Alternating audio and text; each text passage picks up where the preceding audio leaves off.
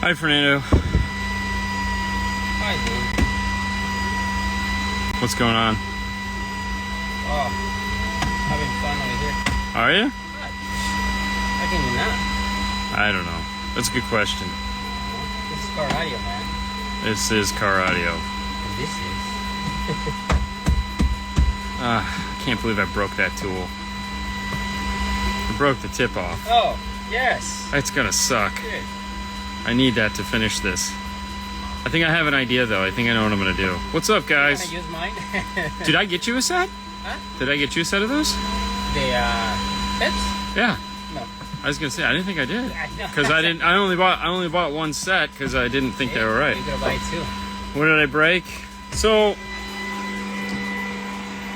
laser's running in the background.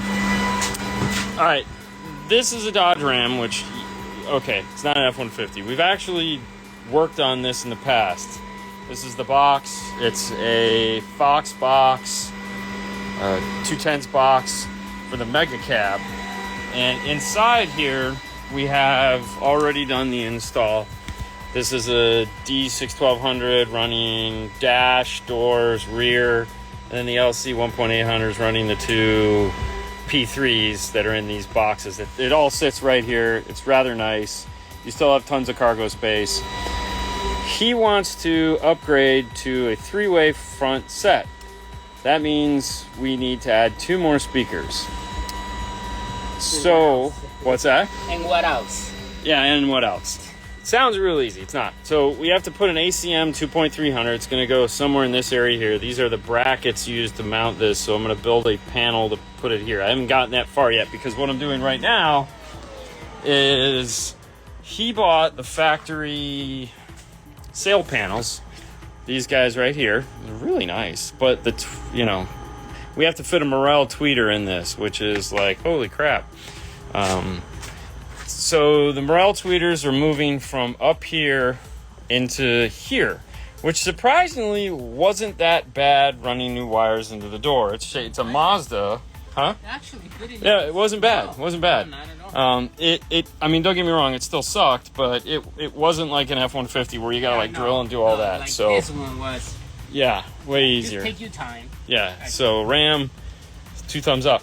So we got this. So there again, we took our tweeter wire, moved it into the door, boom. That side is already done. Now, the other thing I haven't got to is we're putting the MM2 Morels up in the top of the dash, but I haven't got to that yet because it's taken me this long to figure out how the heck I'm going to take this big tweeter and attach it to this mount here. And so, all right, on the other side, we actually have it done, and Fernando will pull it off for me, and I'll show you what it looks like when it's finished. So here it's on. Tweeter is all good to go. You just put your finger there and pop it off. And so on the back side, as you can see, there's some acrylic in there. Tweeter is mounted into place, screwed in, so that's cool. Now, how did we do that, I guess, is the next step. And that's what the laser was finishing for me, was the parts that I need. Don't worry, I'm still going to get to what I actually broke. All right, hang on. Let me open this up. So we have this piece here. That's why you keep all the parts, because you never know when you're going to need like something small. And we have this piece here. Okay, so these are all we need out of that. So we got more crap to throw away. All right. So these are the 5 pieces it's going to take to put this Morel tweeter into this mount.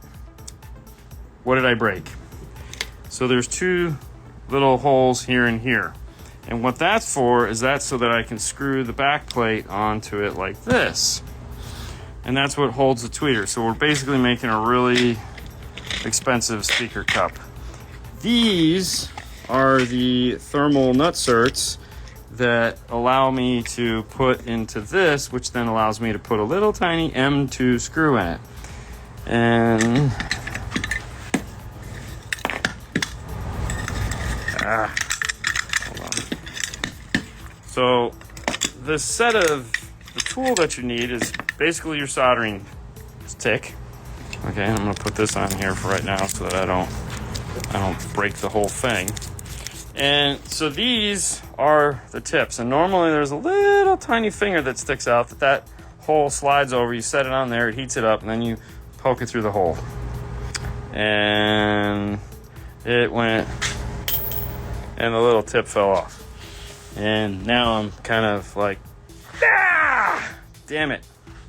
So I will have to I have to come up with a plan B. I'm thinking I'll be able to put it on the tip of one of these like soldering or one of these little Allen keys that I have and just sit there with a torch and heat it up and then poke it through.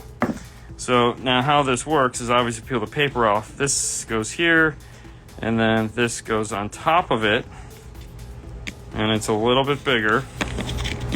And if you'll notice there's a notch. That notch is there's a notch right here and that lines it up. Now the cool thing is, hey, your phone's ringing. The cool thing is the diameter of this lip here is exactly the diameter of this outside ring. So they all line up perfect. So the insides of both of these,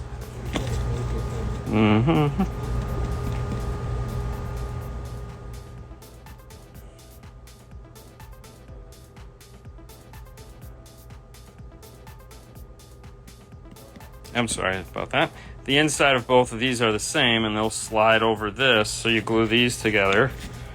And then we have one more that goes on top of it like this. And then finally, this piece will go on top of it. So you'll end up with this whole big piece. The tweeter will slide in.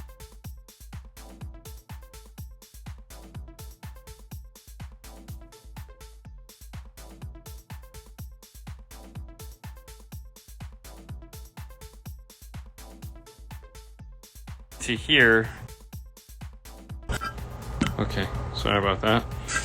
And the internet's not loving me today. So the insides are a little bit different because what you're compensating for is this little tiny lip, this little lip right here. So that is going to stop once it gets, and then the next one is just a tad bit bigger so that it'll slide through like this. And see, like this one, it stops on. See how that stops it? And so this one stacks on it like this, which is fun. So that goes just like that there. And so then this is the same inside hole as that. And so the tweeter will just sit in there just like a tweeter speaker cup, and then I can screw this on and that locks that whole thing into place. And now how does it stick on to this is we actually put a screw through the side of it and attach it onto here. And that's what holds the whole thing together. So that's MTI happened last night. Fernando, who won the MTI? Hugo Spino. Okay. Spino. There you go. Yeah. So, but anyways, that's what we're working on. So overly complicated tweeter mount. How fun is that? Not really. Yeah? No? No. Yeah, I had a good time. Yeah. And then next is getting the dash pieces made. So, you know, these are the old ones here. This is the old Morel tweeter that was up in the top. So it's basically going to be this same thing with a different style mount. I don't know how we're going to do it yet. I don't know if it needs to be under mounted, top mounted. We'll get to that a little later. But yeah, so we just started working on this like a couple hours ago, and we're just having fun. The other thing it's in for is he has the step rails, these things, and whoever did the install on the step rail did the 3 zip tie, which it looks like that's how it's supposed to be mounted because it has these cool like, but he wants a bracket to hold it in place instead of this. So Fernando will make something that attaches to this bolt and that this can actually attach to. So that'll look cool. Awesome, congratulations. Yeah, probably having a better time than I am too. You mean I am about to? LOL. You're going bowling. You're gonna have a great time, Sue. You're gonna have a wonderful night bowling. Pack a weapon. Just shoot him in the head. But yeah, so that's what we're doing with the laser. Pew pew. We did get a new toy in this week that we really haven't talked about yet, which is in this box here. We have a flash forge.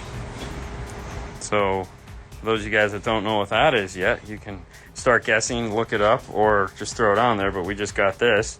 One of the things we talked to Tom Miller about while we were at Mobile Solutions was this product here. Anywhere on a CNC machine. And then we just got these in today, which are the rest of our shelving that we've been waiting for since COVID. So these white shelves will go all the way down to the door now, and then we got some to go up here. So Flash Forge, that's our latest toy. Is that a 3D printer? Actually, yes, that is a 3D printer. So it's the one that Tom Miller uses out at Musicar, and if it's good enough for him, it's good enough for us. So we got one of those, and hopefully here in the next couple weeks we'll get it set up. Don't know where. It's probably going to go somewhere in this area because we're running out of room basically. But yeah, you excited, Fernando? I'm so excited. So excited. How excited I am that you can actually go to a website that you can find so much stuff about car audio. Yeah? You know which one it is? Is MorelHiFi.com? Exactly. They have like resolution, they have reference, they have performance, and they have integration. This is the new line that they use at integration. You talk about like integration. What is integration? Go check them out so you can see what I'm talking about. Is that the new BMW speakers that they just added? They just killed it, the whole thing. Yes. Just making sure we were on the same page. Yes, it is the new BMW. So if you have a BMW, go check MorelHiFi.com. You can find all your speakers. There's a speaker there for every budget. That is exactly, yep. Hola, Oscar. Hey, did you see the delivery Oscar got yesterday? Yes. 6 months. They've been waiting 6 months? Buddy, 6 months. They've been waiting 6 months for that? Yes. Oh my god. Would it be okay putting 2.5-inch custom A-pillar pods and tweeter something factory dash location 2022 Dodge Ram when going through active? Okay, would it be okay to put 2.5 custom A-pillar pods and tweeters factory in the factory dash location in a 2020 Dodge Ram?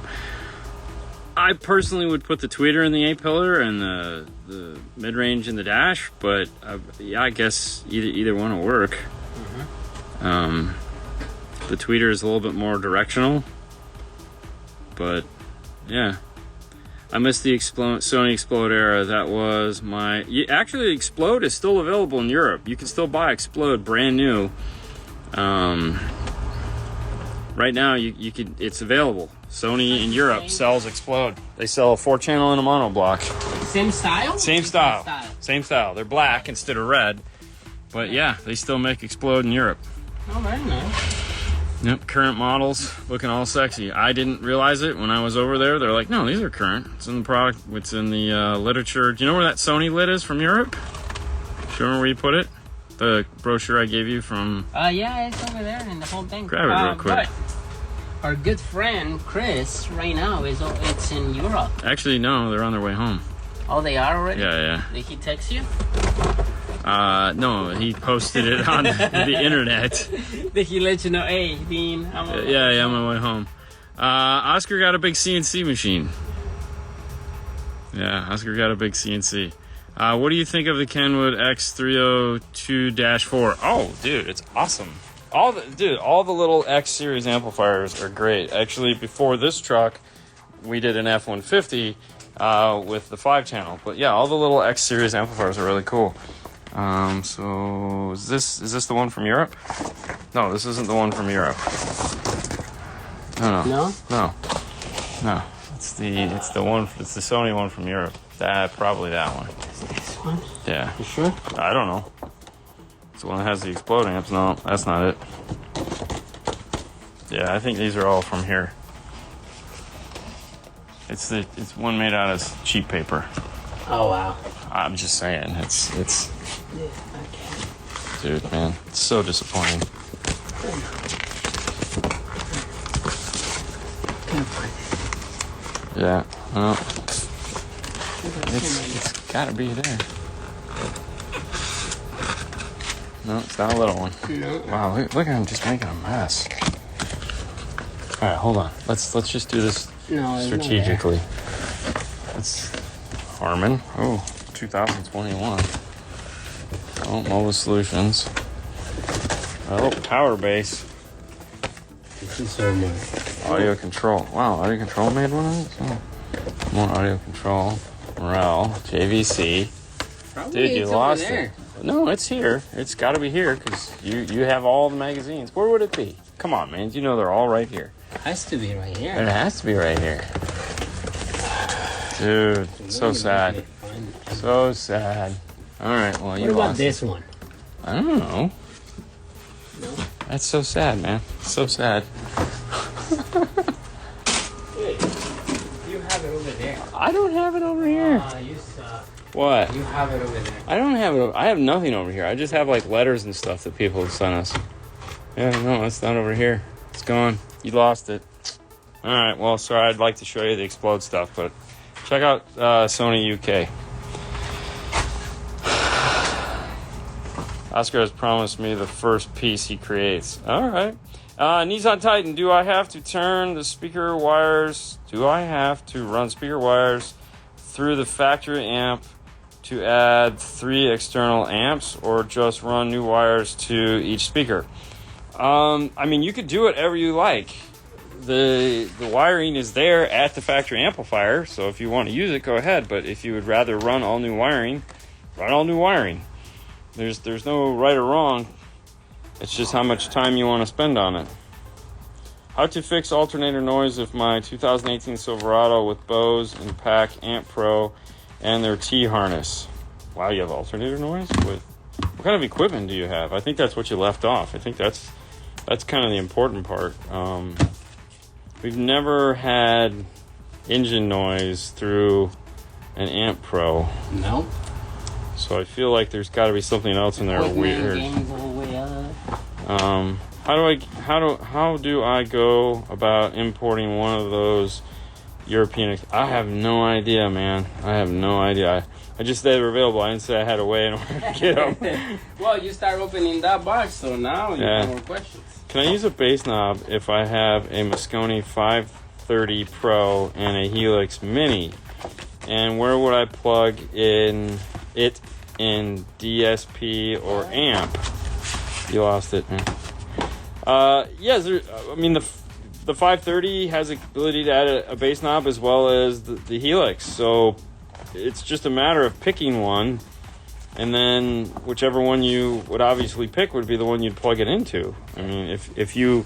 There's no benefit... Okay, a bass knob is a bass knob, all right? It means it just controls subwoofer level.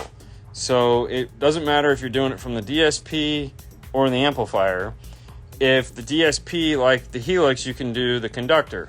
If that's appealing to you, being able to add like sources and change levels and do a master volume control and stuff like that, then obviously you'd want to add the Helix conductor so that you'd have control. You tap it once, it's be subwoofer volume, or you could make the first thing subwoofer volume, second thing master volume. Or if none of that means anything to you, then there's no reason to just get the bass knob for the 530 and use that. So it really just comes down to design and how you want to use it. Will you sell the Kenwood 6x9 woofer without the 2.5-inch middler or 3. If so, how much? I have no idea. You can talk to Paul. Just give him a call, 727-216-5170, or... 170. I have no idea. I gave him the wrong phone number, I'm sure. Did I? Yes. Oh, what's the phone number? 727-216-6170. Okay, so, or just dial that. Anyways, you can also email him at spellitallout 5starcarstereo@gmail.com. Right. But yeah, give him a call. He's the price guy. What's up, Fro? Merry Christmas. Merry Christmas. Hi, Dave. True Amps. There you go. Helix DSP. Any recommendations on what is the best 8-inch subwoofer you recommend? You got one? I don't really have one. Nah, man. It just depends. Yeah. You know, what kind of 8-inch do you want? Gel, mixed gel. There's a ton of them. I really don't have a favorite. Yeah. What speaker do you use in a 2014 Mercedes CLA 45? What speaker are you trying to replace? Yeah. It's 2014. My guess is they're going to be small. 4-inch.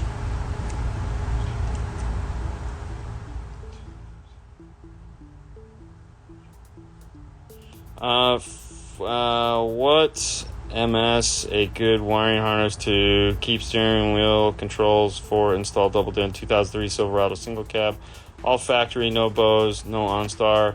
I believe that's going to be a Pack Audio CP2. Okay. But I'll tell you this right now, in 2003, the likelihood of the steering wheel control actually working properly is going to be thin. Like that would be the piece to use, but the resistance on that steering wheel at this point is going to drift, and that's a resistance-based steering wheel control. So volume up might be volume down might be volume up, seek might be scan. I mean, and the next day it's going to work perfectly fine. Yeah, so it's doable, but that's the one you would use. Did anyone ever use DVD audio? SA CDs or mini discs in the car stereos? We sold them, but no. What's a DVD? I know. Where are you guys grounding amps at in the Silverados when amps and DSP are under seats or rear wall? Most of the time in a Silverado, somewhere in like, if this was the Silverado, you know, this is obviously a little bit different, but somewhere in this area right here is where we're always grounding our stuff. Unless the amplifiers are way over into the center, because most of the time we're going with small amplifiers that are sitting like here. If we're doing something on the back wall, then we would be somewhere in this area along here. But most of the time we lengthen the ground and bring them into this area, and we put a nut and bolt on both sides. We use the Posi tap grounding things.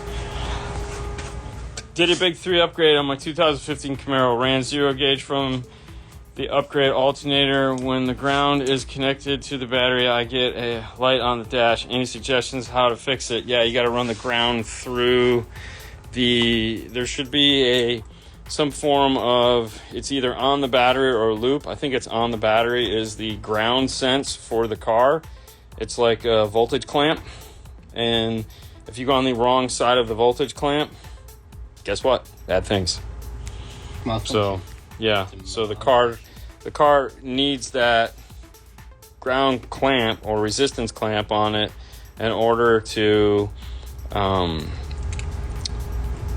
work the alternator properly. So if you went to the battery, so if you have this big black thing on the battery that the wire goes through this like plasticky black thing and then connects to the battery, and then you connect your 0 gauge. No, you have to bring it over and connect it on before that black thingy.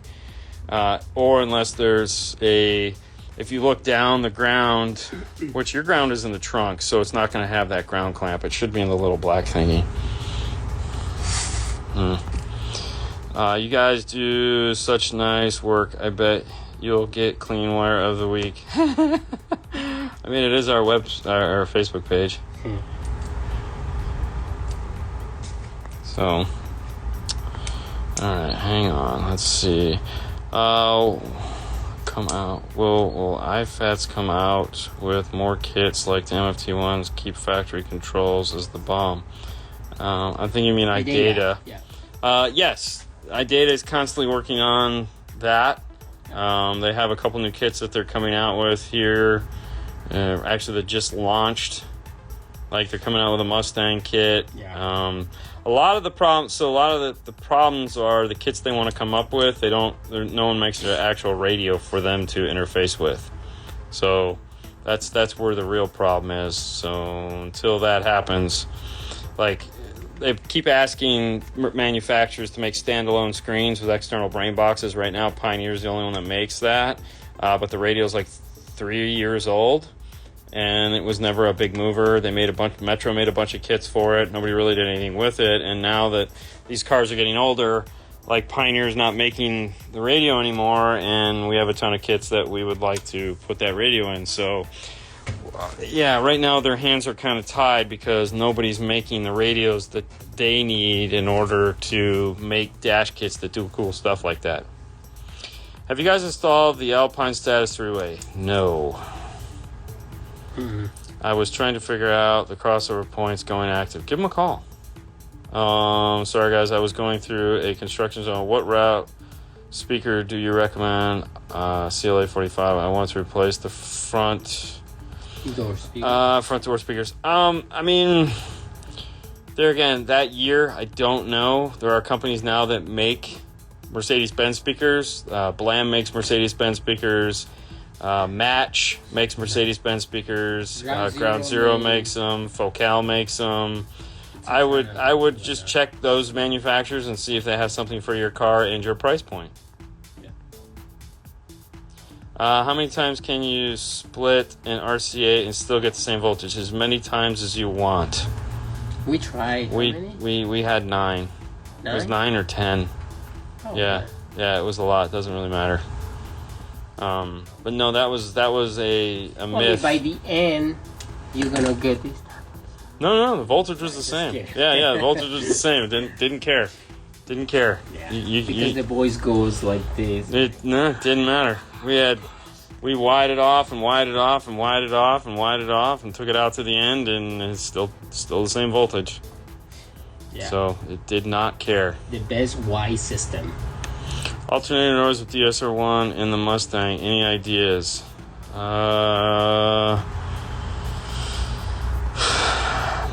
Okay. There again, we're assuming it's the DSR1. Have we bypassed the DSR1 yet and run straight from your phone into the amplifiers to see if there's noise that way? Yeah. Have we connected the signal from the DSR1 externally? So don't always assume it's the DSR1. We've done tons of DSR1s and Mustangs and had no problems whatsoever with engine noise. Yeah. And we ground in the back of the car, so the car has a great ground plane. So we know that that's never really an issue because, when we install in the Mustang, which we just did last week, the Cobra, and every time we do an amp system, it's grounded all the way at the rear bumper. So anywhere in that car, if we can get a good ground at the rear bumper, you can get a ground good pretty much anywhere in that car. So it's got a great ground plane. Mm-hmm. That would not be the problem. Right. I did contact them, and they told me I should know how to find them with an RTA, so I just crossed. Oh, wow. Really? That's what they said? You're kidding me. Wow. Alpine said I told them I could find with an RTA. Do you guys have an RTA? Wow, no, but that's like the stupidest thing ever that they would say that. What a bunch of douchebags. No, that's just wrong. That is wrong for manufacturing, and that's not the first time, because that's a shame. That really is. That's disappointing. That is very disappointing. Okay, so the other thing too is I don't know if they publish any of the information on that particular speaker, but if you can get the FS of the speaker, then you can use math to figure out what the crossover point should be on the tweeters. 3 times? 3 times is a good That's point. a safe I like one, 2. 3 is safe. Multiply the FS times 3 is a really safe number to be at. So what they basically want you to do then is use an RTA so that, oh my God, that is so stupid. Like, well, I get it, but it's still wrong. And they're not wrong. No, yes, they are wrong. They are like, wrong. But listen, I just spent all that money on those. I You know, should hold my hand. I know. Give me a break. It's sad. Anyway, if you actually want to buy, yeah, but that won't help you. That won't help you. You need an acoustical RTA. RTA. Yeah, that's not going to help you. But yes, if you do want to buy an electrical RTA, that'd be the one to get. And on that disappointing note, we're going to head out because it is 6:30 here, and we want to go home. Just finished a RAM video, You pack the equipment in there. Yeah, we did. All right, guys. Listen, thank you so much for tuning in. Yeah. You guys have a great rest of your day. We'll see guys. you. Bye.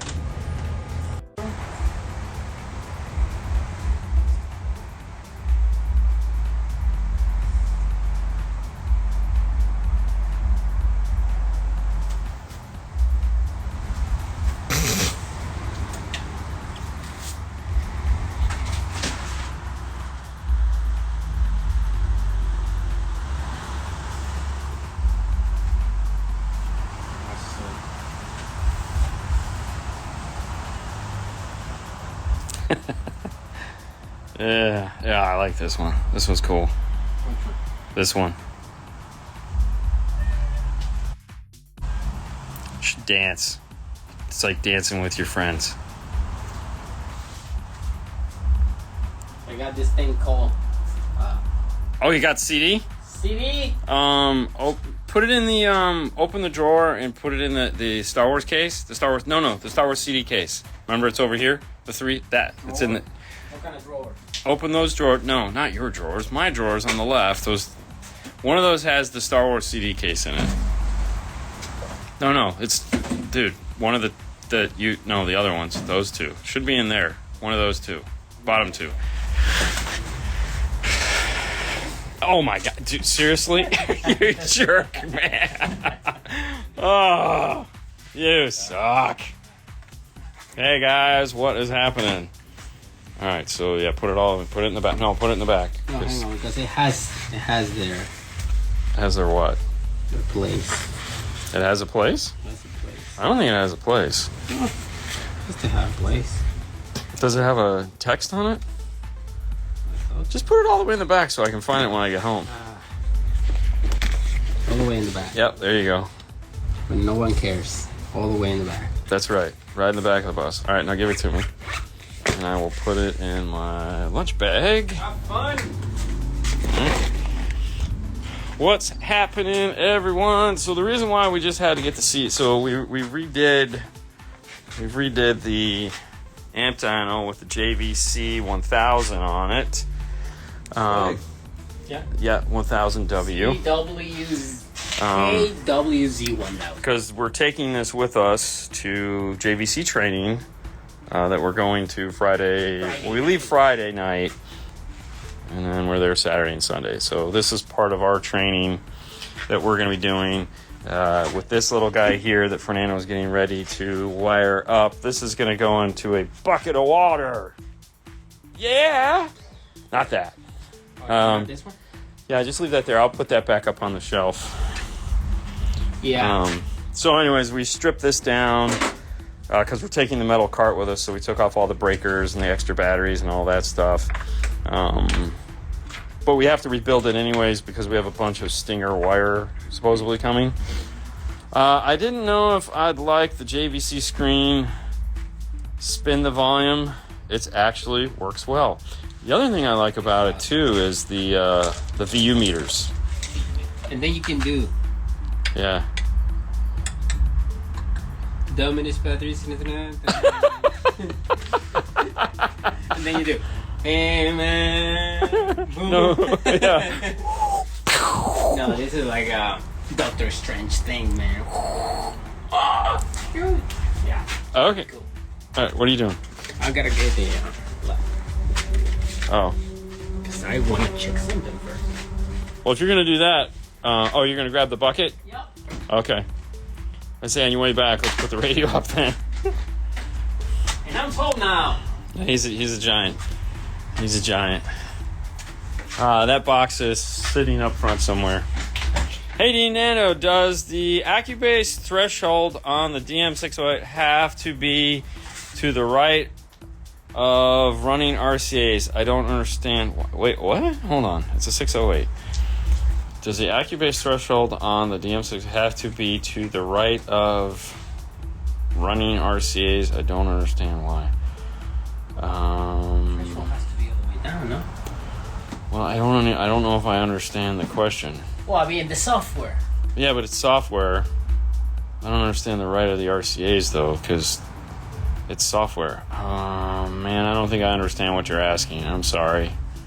when running RCAs. So so Accubase is on the output, and it's really, you turn it on the channel that you're going to be using. So like most of the time you just use Accubase either on the subwoofer channel or the, okay, so you mean on the output side? So if I'm assuming you mean, all right. So 608, you have the RCA or the line level input, which is going to be the input tab on the software. Then you have the output tab, which is what you're feeding the inputs to. So, for example, you have 1 and 2, 3 and 4, 5, 6.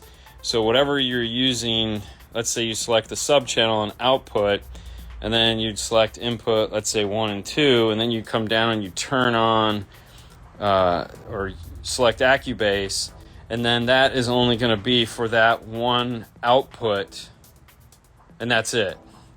Because you don't need Accubase for a tweeter channel or a mid-range channel. You may want it for a mid-bass channel, probably not though. But it's really only made to be on the output for the subwoofer, if that's what you're asking. What is this box for? That's to dump that stuff into that box. Yeah. What's up, Danny? Hey, Danny. Maybe he means after. He might. Best way to upgrade Just Sub and Explore with B&O. Tap into grab. Okay, so I'll give you two options. One, use a LC1I off of the driver's or passenger's front mid bass. Or two, grab a kicker key and take them off of those same two front speakers. Try to leave the subwoofer in there doing what it needs to do. But yeah, we've not had great experience when tapping the subwoofer. So it's one of those times where it's like, use a different speaker. That's the car. F-150 is the same way.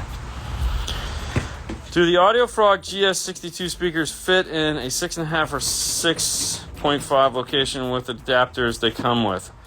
I don't have the answer to that question because we've only worked with the GB60s. I don't think we've ever have we ever done GS62s? It's not 62s. No. 69s. Yeah. Might need a custom mount. Dang, that's a lot of boxes. Is it a lot of boxes? Where? Those? Where? We got boxes everywhere, man. We have boxes everywhere. There's boxes everywhere right now. It's really annoying. Yeah. Do you really think the tag on the bottom is going to be an issue? Yes, I don't. So the clear box there is, we're testing them out to see if we like them, because we want to get rid of all the cardboard boxes, because I don't like the cardboard boxes, but I also don't like that clear box. So, yeah. That's a lot of stuff there. Yeah, I know.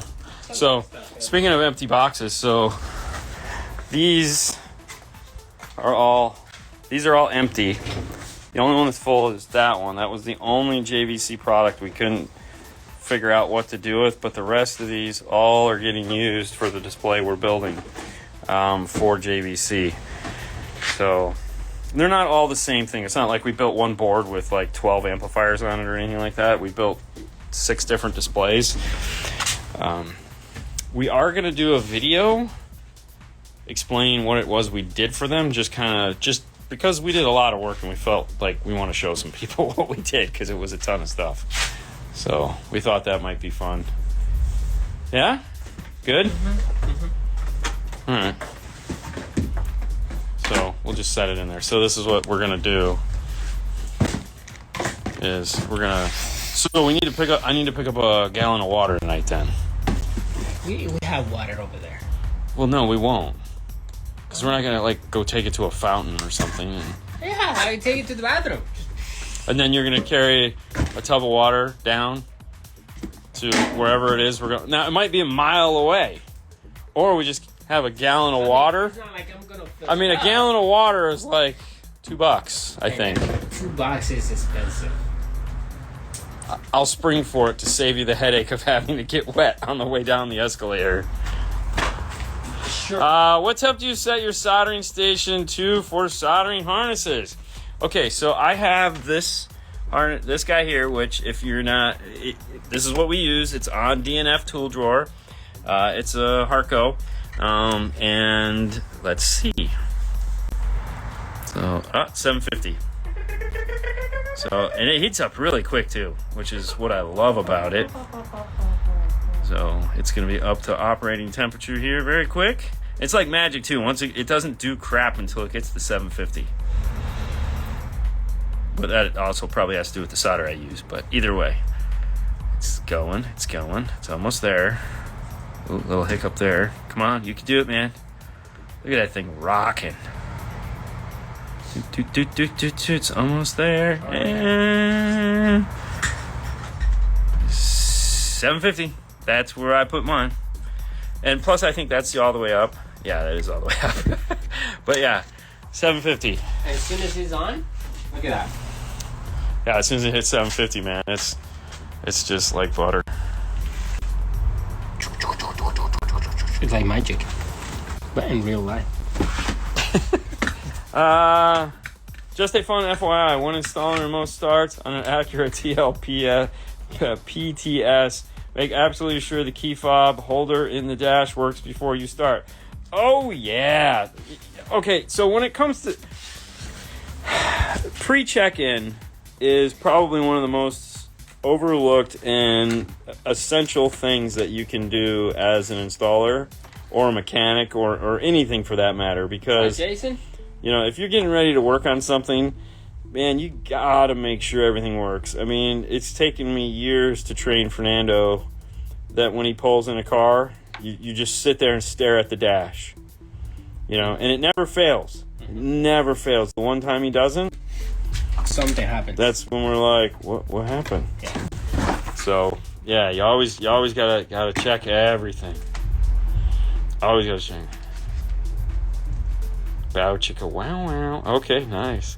DSP or equalizer that has preset effects like concert hall. Wow, I haven't seen one of those in a long time. Concert hall. I mean, no. I hated that back when it was cool. Really? Oh my god, yeah. I had a Clarion, big pre-DSP thing that probably did a ton of crap that I knew have no idea what any of it was. And but it had Hall, Church, Consum, Live, Stadium, and it just like some people thought that was the coolest thing in the world. And it had different presets, so I thought it was the dumbest thing ever. I ended up putting it back in the stockroom. Is basically what happened. Oh.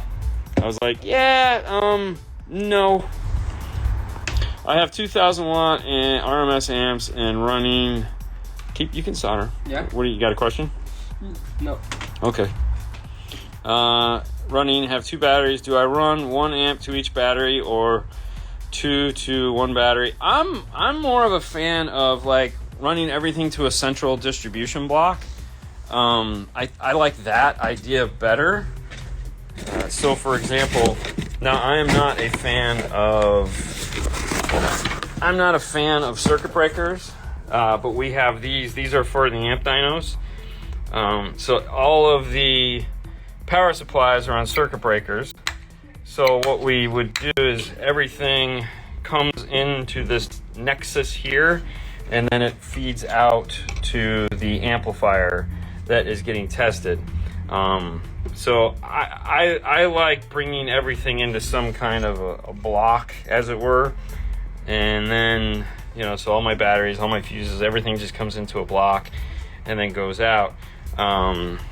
Metra makes a really cool 4 distribution power block. I have no idea where it's at right now. I'd show it to you. But it has 4 fused inputs, 4 remote turn-ons, and 4 grounds with multiple 0-gauge outputs. Yeah, that should be plenty. What happened? Why is the ground so short? Is that all we had? No, that's plenty. Oh. This is plenty. That's gonna be here. This is gonna be here. Yeah, it'll be on the other side, but yeah. No, that's fine. Okay. Cool. As long as you're happy. So yeah, there you go. And then I can round it to the, you see? Yeah, just put a nail in the ground. Yeah, that's it. Where are your hoodies? My hoodie's over his is sitting right there. Mine was right there. I have no. Where did it go? Oh, it's hanging right there. Yeah, hang it right there. I know it'll. Yeah. I got one in my shop. I've been using the Matco electric soldering gun. Okay. Oh, that's cool. No, I mean that's pretty cool. So when doing harnesses and stuff, I like just having the straight this because it sits here, but I can leave it in there. I can leave this thing on all day, and I have, and it's nothing. It's just ready to go. I have the old Aussie irons here that I still use. He has Aussie irons, and he has the new Aussie iron. I have the 5-star power. Yeah, you have the This power. is the power 5-star. You see that? Yeah, the powered version of it. We've had the Milwaukees. I don't even know if I still have mine. I think I threw mine. Yeah. Oh. I think I took mine. Right there. Oh no, here it is. Yeah, you got it? No, what is this? Oh no, that's a rose up. Okay, never mind. Oh yeah, you got it right there. Good. I love it. You never use it. Once in a while. No. Yeah, when I feel lonely. Yeah, I have brand new ones at the house, still in the packaging. Really? Yeah. Good evening, gents. What's up? All knobs to the right. Always all knobs to the right. You got there. Who are you going to Master Tech with, or can you say it? We're actually going to Master Tech with Master Tech, so we'll be there running the Clean Wire competition. Clean Wire Challenge. Clean Wire Challenge. So we will be working for Brian on this one. Yeah, so we're employed. we'll be employed. We'll be employed for this trip. So, yeah, that'll be interesting. Yeah. Yeah, we thought that would be fun. He asked us if we would mind doing it, and I mean, what am I going to say? No. Yeah. I mean, it's going to be the coolest thing ever. That's why we said, Fro, if you're going to be there, you might get, not saying we might use you, but we might use you. I'm going to use your service, my friend. Yeah. You might have to do the walk around with Fernando again. Pay me. Oh, I didn't say nothing about being paid. I mean, whoa, slow down. Oh, I like that. Didn't a fire chief get on your ass for using a circuit breaker under a hood? Yes. What? Yes. Actually, the story was probably was 90, I want to say maybe 92, 1992. We had done a Cutlass, and at the time, the place I worked at used fuse holders. Used circuit breakers because he didn't like replacing fuses. Okay, which, whatever. And so the kid smoked. His parents didn't know he smoked. Who smoked? The kid, the owner of the Cutlass. The kid that owned the Cutlass. He smoked. And his parents didn't realize he smoked. Okay. Open him up. No, just, there you go. Hey, it's like anyways. So what happened was he flicked the cigarette out the window, trying to be cool, and the cigarette flew into the back seat of the car. Burning the whole thing. And because it was a 1980 Cutlass with flammable ass shit all over it, it caught the corner of the seat on fire, which was apparent. I mean, it was the most obvious thing you've ever seen. Like, you just looked at it and go, dude, that's from a cigarette. I don't smoke. Yeah, you do. So there was an argument there.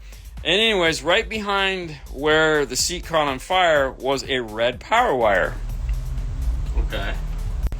Oh, so that was the power wire's fault. So it was the power wire's fault. And then when they popped the hood and they were like, oh, well, what is this? And we're like, it's a circuit breaker. Oh, those aren't reliable. And I'm like, it's a circuit breaker. Who says that?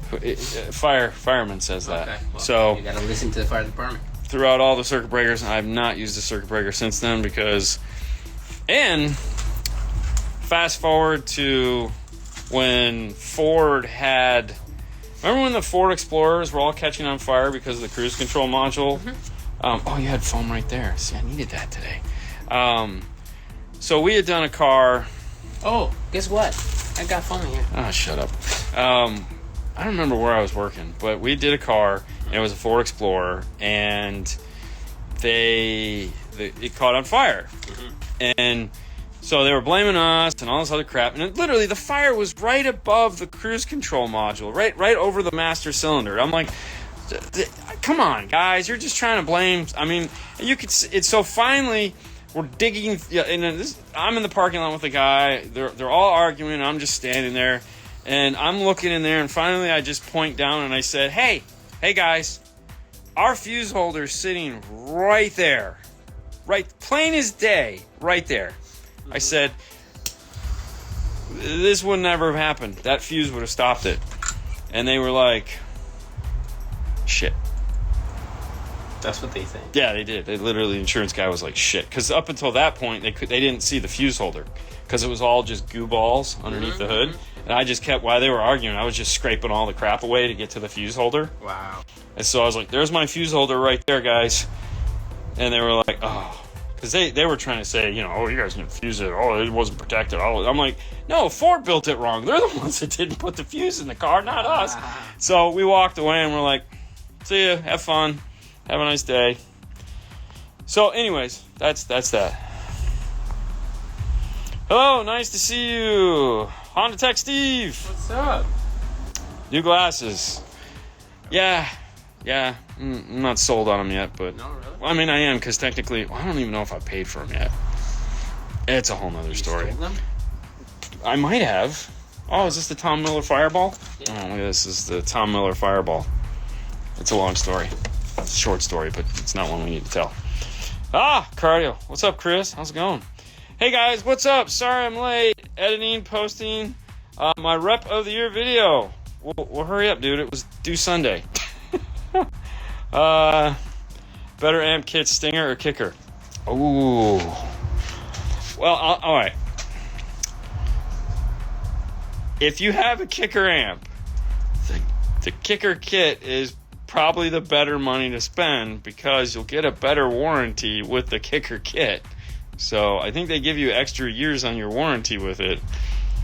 It's like the Rockford. If you have a Rockford power wire with the Rockford amplifier, it's one of those things that like these guys came up, which was a good idea, but the dealers weren't on board for it because, it's like their kits are typically more expensive because they're really nice kits, and they don't sell as but they don't. The problem is they don't sell nearly the amount that Stinger does. So, but no, the Kicker kits are really nice. They are. Yeah, everything. Yes, Ford on fire in the garage at night while a cart. Yep, that's good times. Are you running tonight? Yes, but I thought we were gonna meet at the grocery store, so I'll call you when I'm done, Haley. Oh, that's Haley. Yeah. Well, because she needs to pick up stuff for her trip, so I said we'll just meet at the grocery store, and then I'll go running afterwards. It's not like I won't be running till 10 o'clock at night. So okay. Hey, hopefully you guys caught the video today on the Morel 4-inch. Yeah. That one up and live. Please go check it out. And if you don't want to go sit through the technical aspect of it, fast forward to the end, and we do the listening. And let us know what you think of that method. That's something we're going to try to do more of. Well, we are going to do more of them, but we want to see what you think as far as so far. Great people, a lot of good feedback. So let us know what you think. I installed a radio back in the day at Circuit City. Dude came back a month later with a blown engine. Dealership blamed us. Oh, for sure, man. Really? So there's a part in the car called the harmonic balancer. Okay, there's a part of the car. It's called the harmonic balancer. I don't know what part of the car. I want to say it has something to do with the transmission. I'm not sure though because I'm not a mechanic. Okay. So this guy has this Cadillac. There again, this is back in the 90s, and his car goes in the shop and then replace the harmonic. It had to replace the harmonic balancer in it. Okay. So he comes back to us and he's like, "Hey man, you guys broke my car." And we're like, "What are you talking about?" This is the harmonic balancer went bad. That's because of the stereo went in. And he thought because it was called a harmonic balancer, it had something to do with the stereo. And we're like, that's not how. Luckily, there was people that were way smarter about. Trigillis was there, who knows way more about that shit than I do. He's like, "Dude, that's not what a harmonic balancer is." Where is it? Yeah, exactly. It's like, oh my god. What's that one say? Dude, it's Spanish. I'm trying to.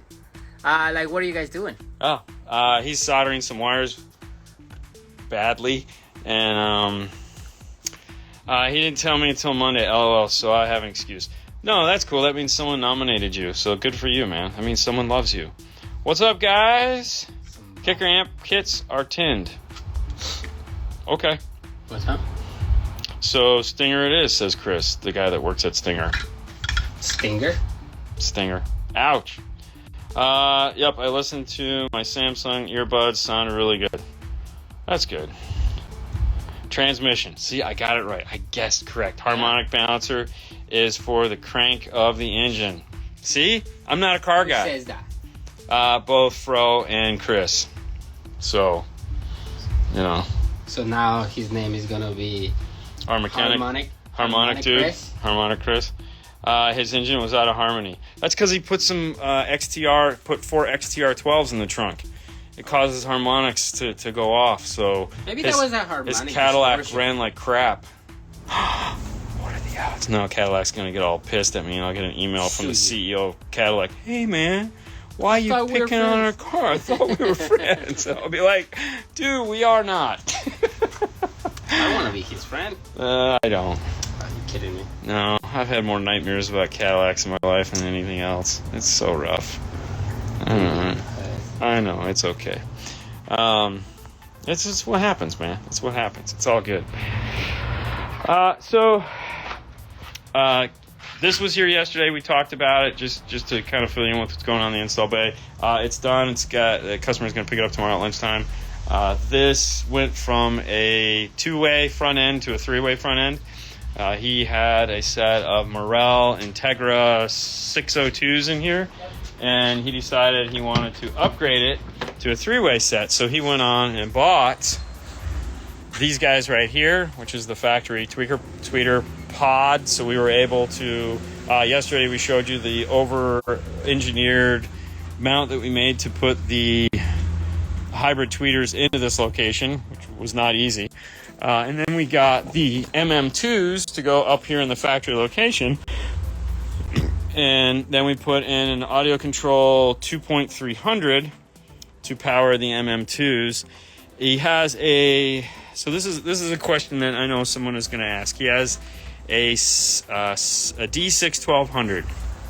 Now a D6 1200 was originally in here to power the dash speaker, the door speaker, the rear speaker, and then the output went off to the LC 1.800. He decided that he wanted to upgrade his Morel system to a 3-way Morel system, MM2s, up in the dash. Damn, those sound good. I'm just going to leave it at that. Like, amazing. Oh my God. You guys got to hear those things. Anyways, he wanted to upgrade. And so the question is what to do, because he's only got one output out of the D6 1200. Now he has 2 P312s. He's not worried about upfront bass, delay, none of that crap. He just wants to beat the back of my head and vibrate the car to pieces. The amplifier has a crossover on it, so we don't need that. What we did is we took the Amp Pro, which is in this, which is what we're using the Amp Pro bass knob, and so channels 1 and 2 out of the Amp Pro stay into the D6 1200. Then channel 3 RCA was moved over to the input of the subwoofer, and then the 2-channel output that it has is now feeding into the 2.300. And then we reconfigured the crossover, we reconfigured the whole DSP so that now the output, instead of going to the subwoofer, is going to the MM2s in the dash. So we got a 3-way set for the front, we got a rear, and then the sub is just coming out of the Amp Pro with no equalization or delay, which is fine because we don't need it, for one. 2, we're using the subwoofer level control, and it's a perfectly flat signal, so you get tons of bass. But that's one of those, that was a question I'm sure at some point someone's going to ask, what do I do in this case? And it works great. It sounds wonderful. But that would be where you'd get the extra channel, is there again, if you're not concerned with like having the upfront bass sound, you're going to be using the bass knob, you're going to be putting a ton of bass into the car or very little bass. And you only have an 8-channel DSP, and you want to be able to, let's say, go to a 3-way set like this guy did, is pull the subwoofer out and just rock it that way. Harmonic balancer drives all the belts and keeps balanced and crankshaft of the engine. There again. Thank you guys for letting me know. I will tell my mechanic when I take my car. It's driving funny. It's your harmonic balancer, your windshield wiper fluid, or your blinker fluid. Yeah, I always charge me for the blinker fluid. Wish I could hear before or after three-way. No. It sounds better. Let's just go with that. Yeah, so that is what is happening here. So that's what we got done with today. Came in early to finish up the JVC displays. Anything else, Fernando? Yeah? Yeah, we don't need to braid this stuff either. Let's just keep it naked. Because I know. We're just going to keep it naked.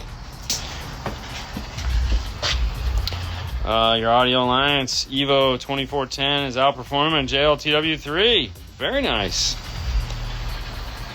No blinker fluid necessary here in Florida. You get extra blinker fluid. Come on, Christian, don't get yourself. Is the Kicker CX 800.1 amp and the Kicker L7 12-inch R series good for my Honda? That's a lot of power. Keep in mind that 801 is like 1,000 watts. It's like 950 watts. So, and it's every bit of 950 watts. However, one nice thing is it does use a boost power supply. So that 950 watts is that best case scenario. If you really want to see the performance of that, I think at this point everyone has done an amp dyno on that, but we did a really cool amp dyno. It was the start to the real world amp dynos. We actually did it at Kicker, and they let us run that thing down to 9.5 volts.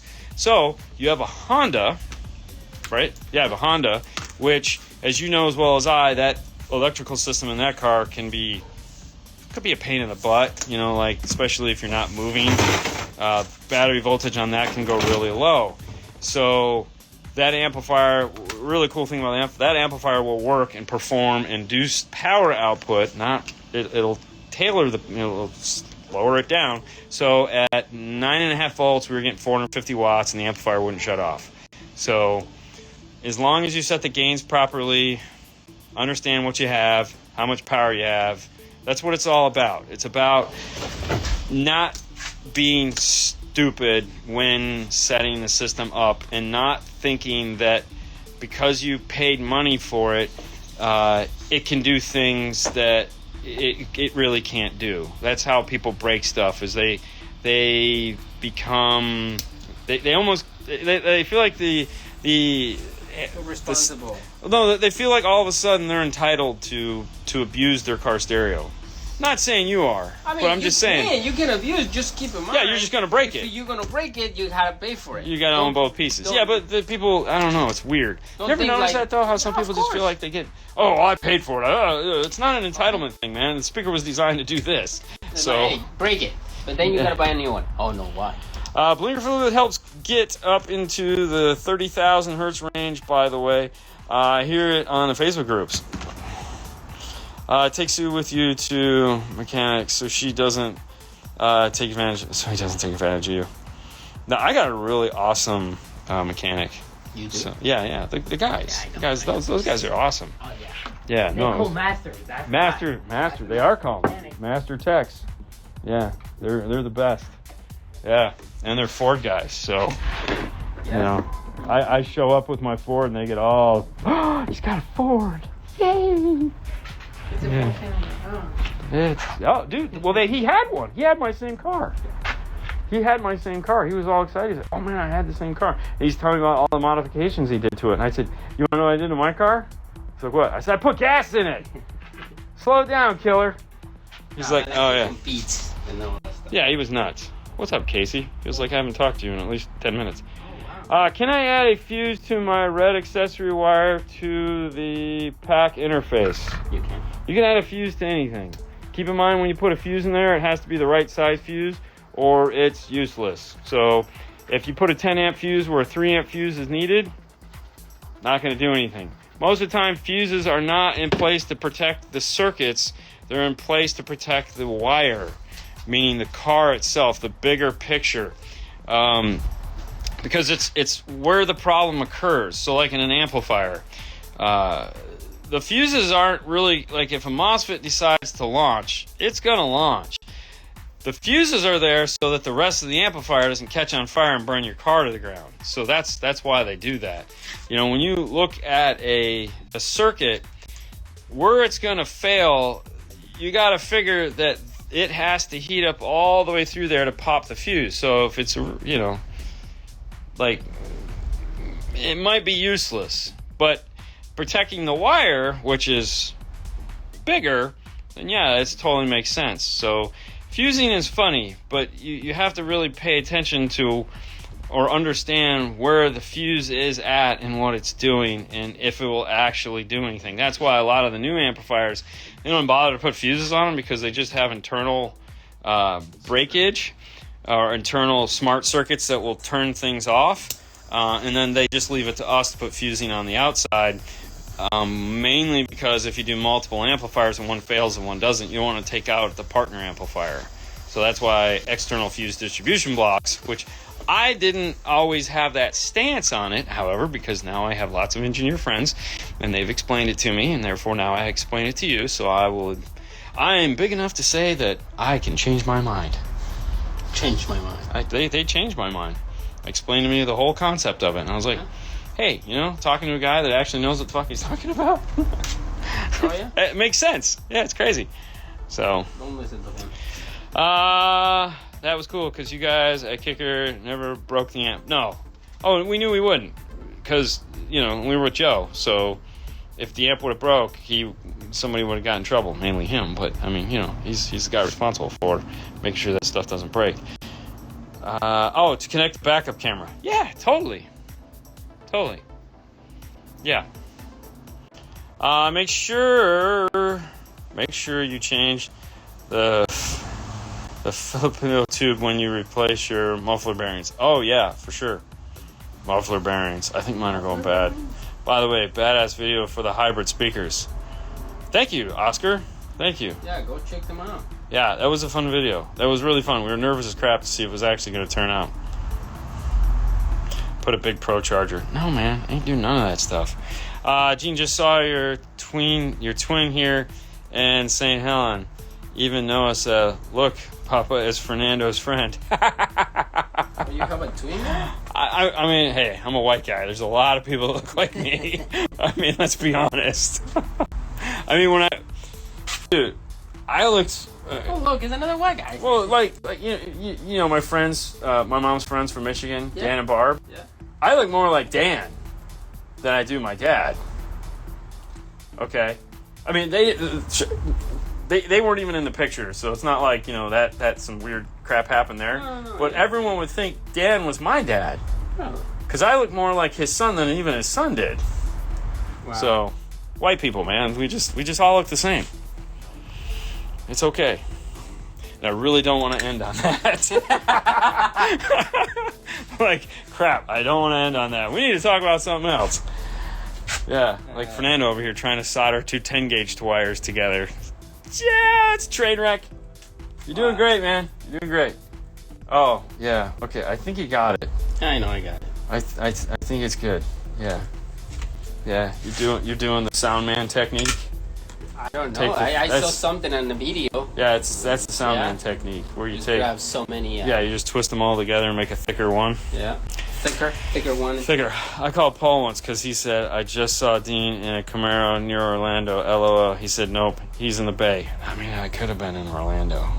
You could have been in Orlando, but I wouldn't. You're here. I wouldn't have been in my Camaro. I don't think my Camaro ever made it over to Orlando.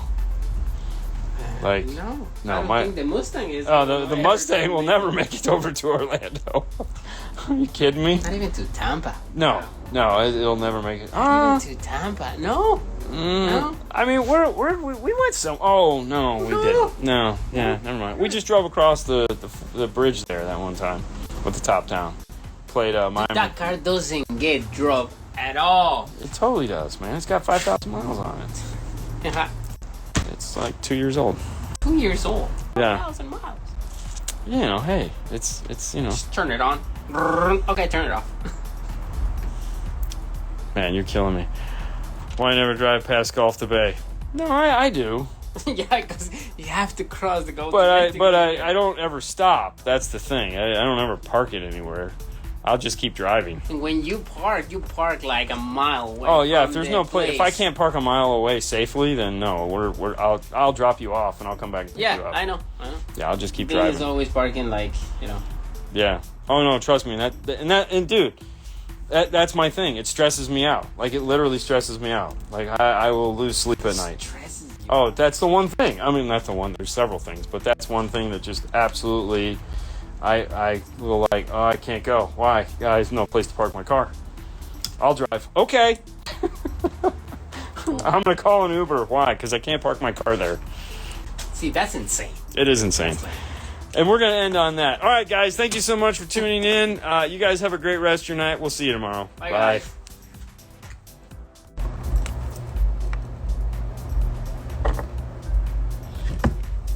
Do you have your phone? Yeah. Not really. Not really?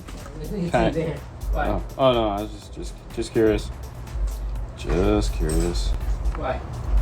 You gonna go live? I am live. Live? I am live.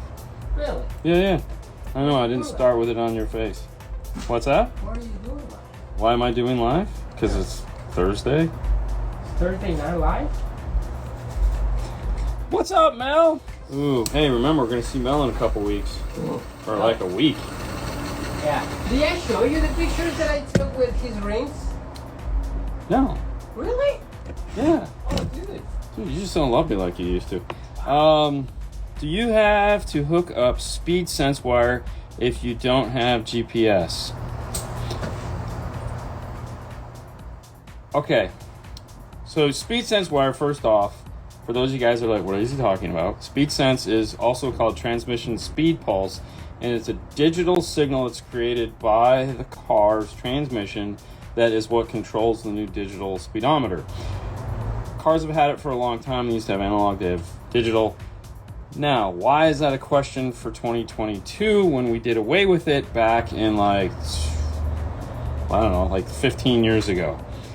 We used to need that in GPS systems because the receivers weren't good enough to track where you were at. Or if you went through a long tunnel, it would just get lost. Garmin, on the other hand, said, and Magellan were like, you don't need that crap. We can figure it out.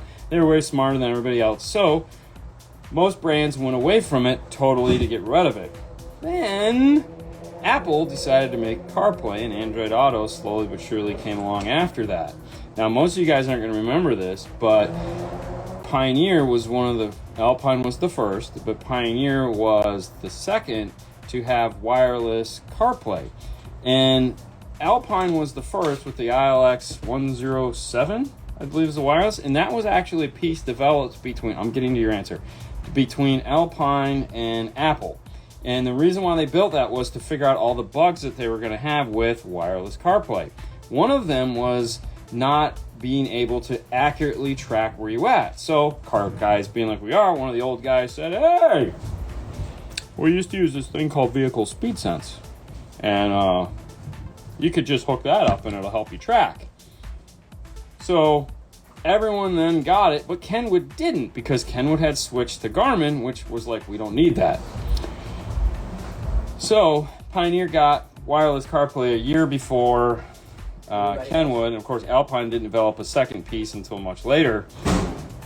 Kenwood rebuilt their radios, put the VSS capability into it, and not 3 months after they released the first piece with it, they also were working on a brand new antenna. So if you have a Kenwood GPS antenna, and there's a little white piece of tape on the end, that is denoting Generation 2 GPS antenna for wireless CarPlay. Once they switched to that, Apple reevaluated the situation, was like, oh, why didn't you guys just do this in the first place? This works so much better. Getting back to your question, no. If you're using like a modern radio, it has now a better GPS antenna, so VSS is not required on, let's say, an older car. And the only reason why you needed it was because of wireless Android Auto and wireless CarPlay. Now, if your harness does have it, I strongly recommend hooking it up, because it it does work better, but it's adequate enough with just, because we do it a lot of times on the older vehicles that it's like, it's going to take me 4 hours to go get an analog VSS wire and all this other nonsense. So you're golden. See, I knew I told you I'd get to the answer to that question. It just, you gotta know what's up. American Base, how is Paul? Have you talked to Paul today? I talked to Paul this morning, actually, before you got here. It was a nice little conversation. Yeah, Paul is good. Paul is good, as you know. He's your man. What do you expect, your brother? He's in that job, he's in his own little world. Love that guy. Yeah. He's not coming to SEMA. Are you coming to SEMA this year again? Because if we are, we're gonna do we're gonna do that picture again and send it to him. Who is it? What's that? It's American Base. Oh yeah. Remember the picture we sent Paul? Yes. I love that picture. I should have had that picture framed. That was a great picture. Hi guys from South Africa. Mercedes is the first car that will feature the new Apple CarPlay interface. That figures. Shoot, I remember the DAT Mini.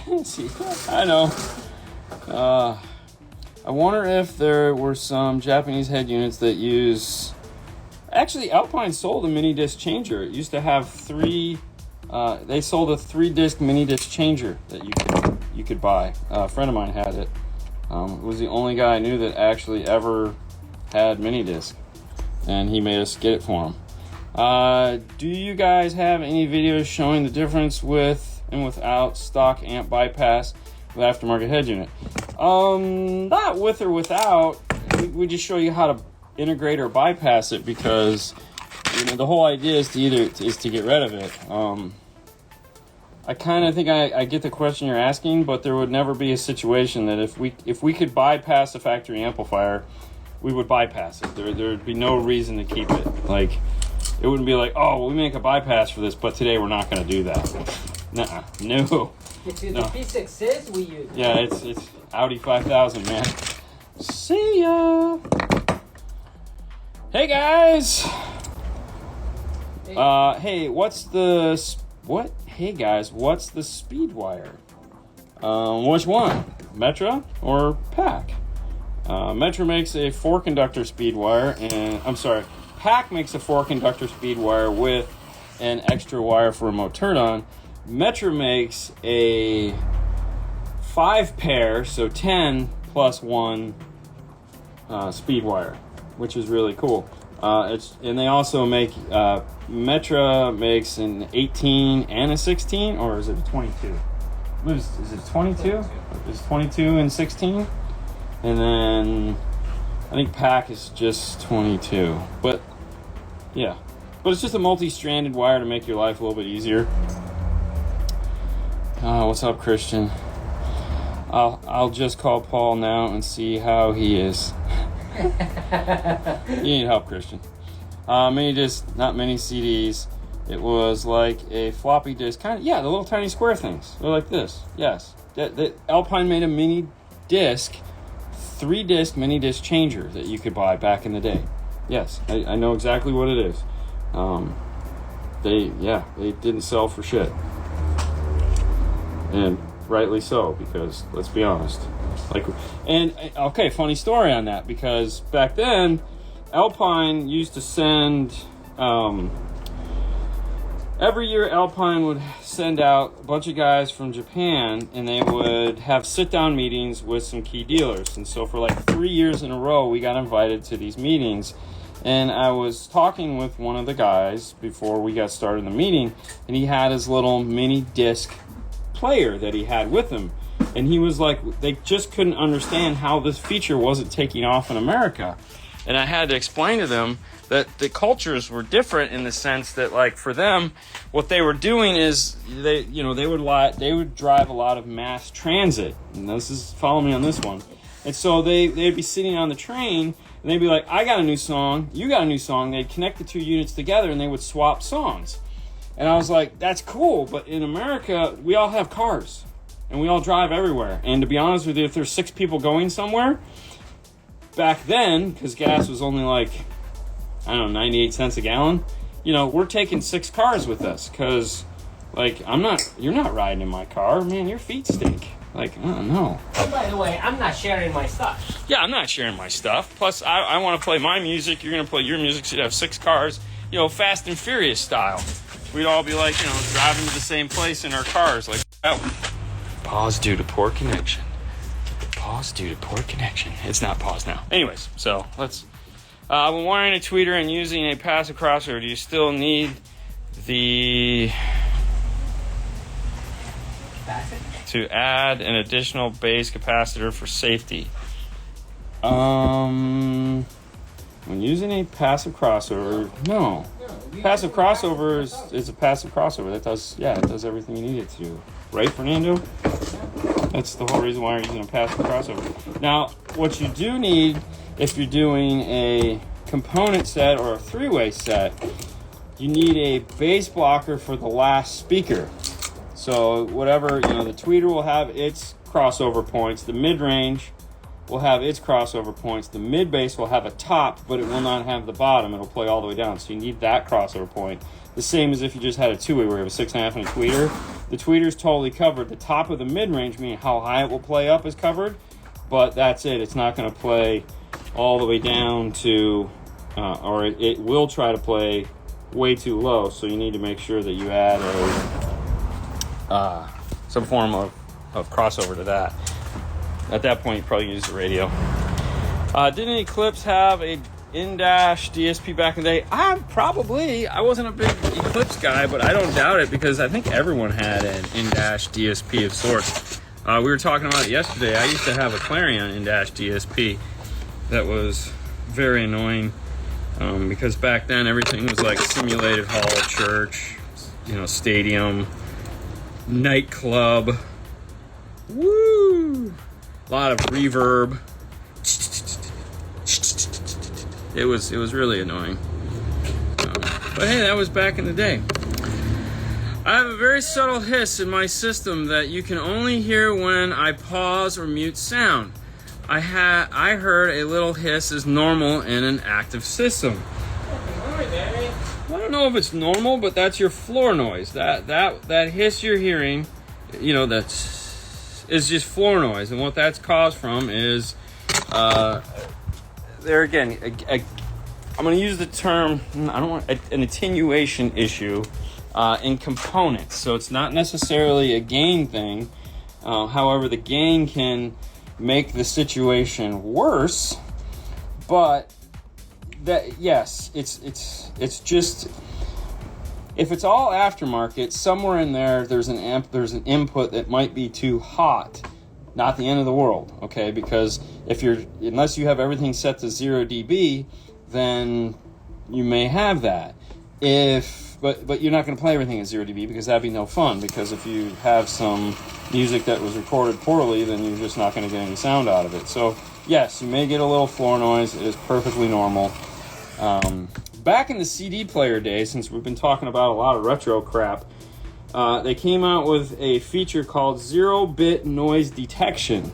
And what 0-bit noise detection is, because believe it or not, CD players had a really bad problem with this, is that every time you would pause a CD or turn something down, there would be floor noise. So it could sense when you were at the 0 point or there was a pause, and it was 0-bit noise detection. So it would actually mute the output so that you wouldn't hear the floor noise. That's a cool fix, right? I remember my first double DIN made by Eclipse. Did you have to put the CD in it so that, you know, no one would steal it, and then you forgot what CD it was and the radio was bricked?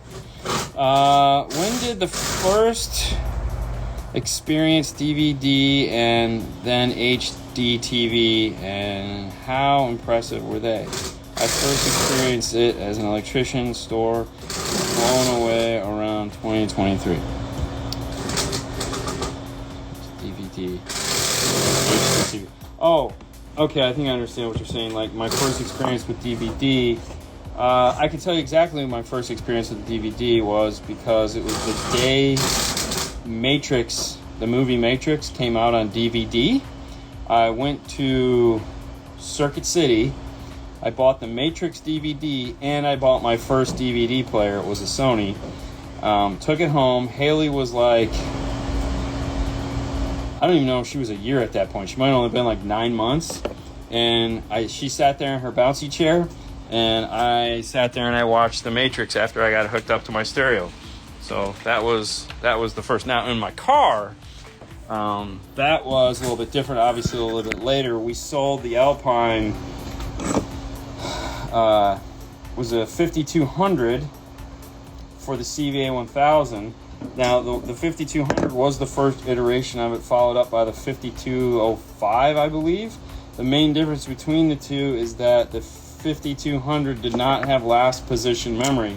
So every time you got in and out of the car, it would forget where the movie was, and you'd have to restart the movie. That was a big deal back then. That was a lot of players had that, and it sucked. So when they came out with a new $1,000 in-dash DVD player, they fixed that. Yay for them. But my first in-dash DVD player was the P907 from Kenwood. It also had a TV tuner. And I bought the external DVD player. I believe it was like the 4200 or something like that. I don't remember the exact model number. And I used to take lunch breaks so that I could go watch TV on my way to the restaurant.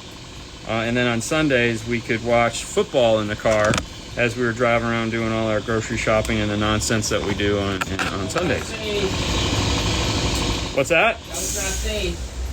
It was totally not safe, but I was driving, so it was okay. Yeah, don't do that, kids. It's bad. Best way to bypass Alpine amp system in a 2022 Jeep Grand Cherokee L. Amp Pro.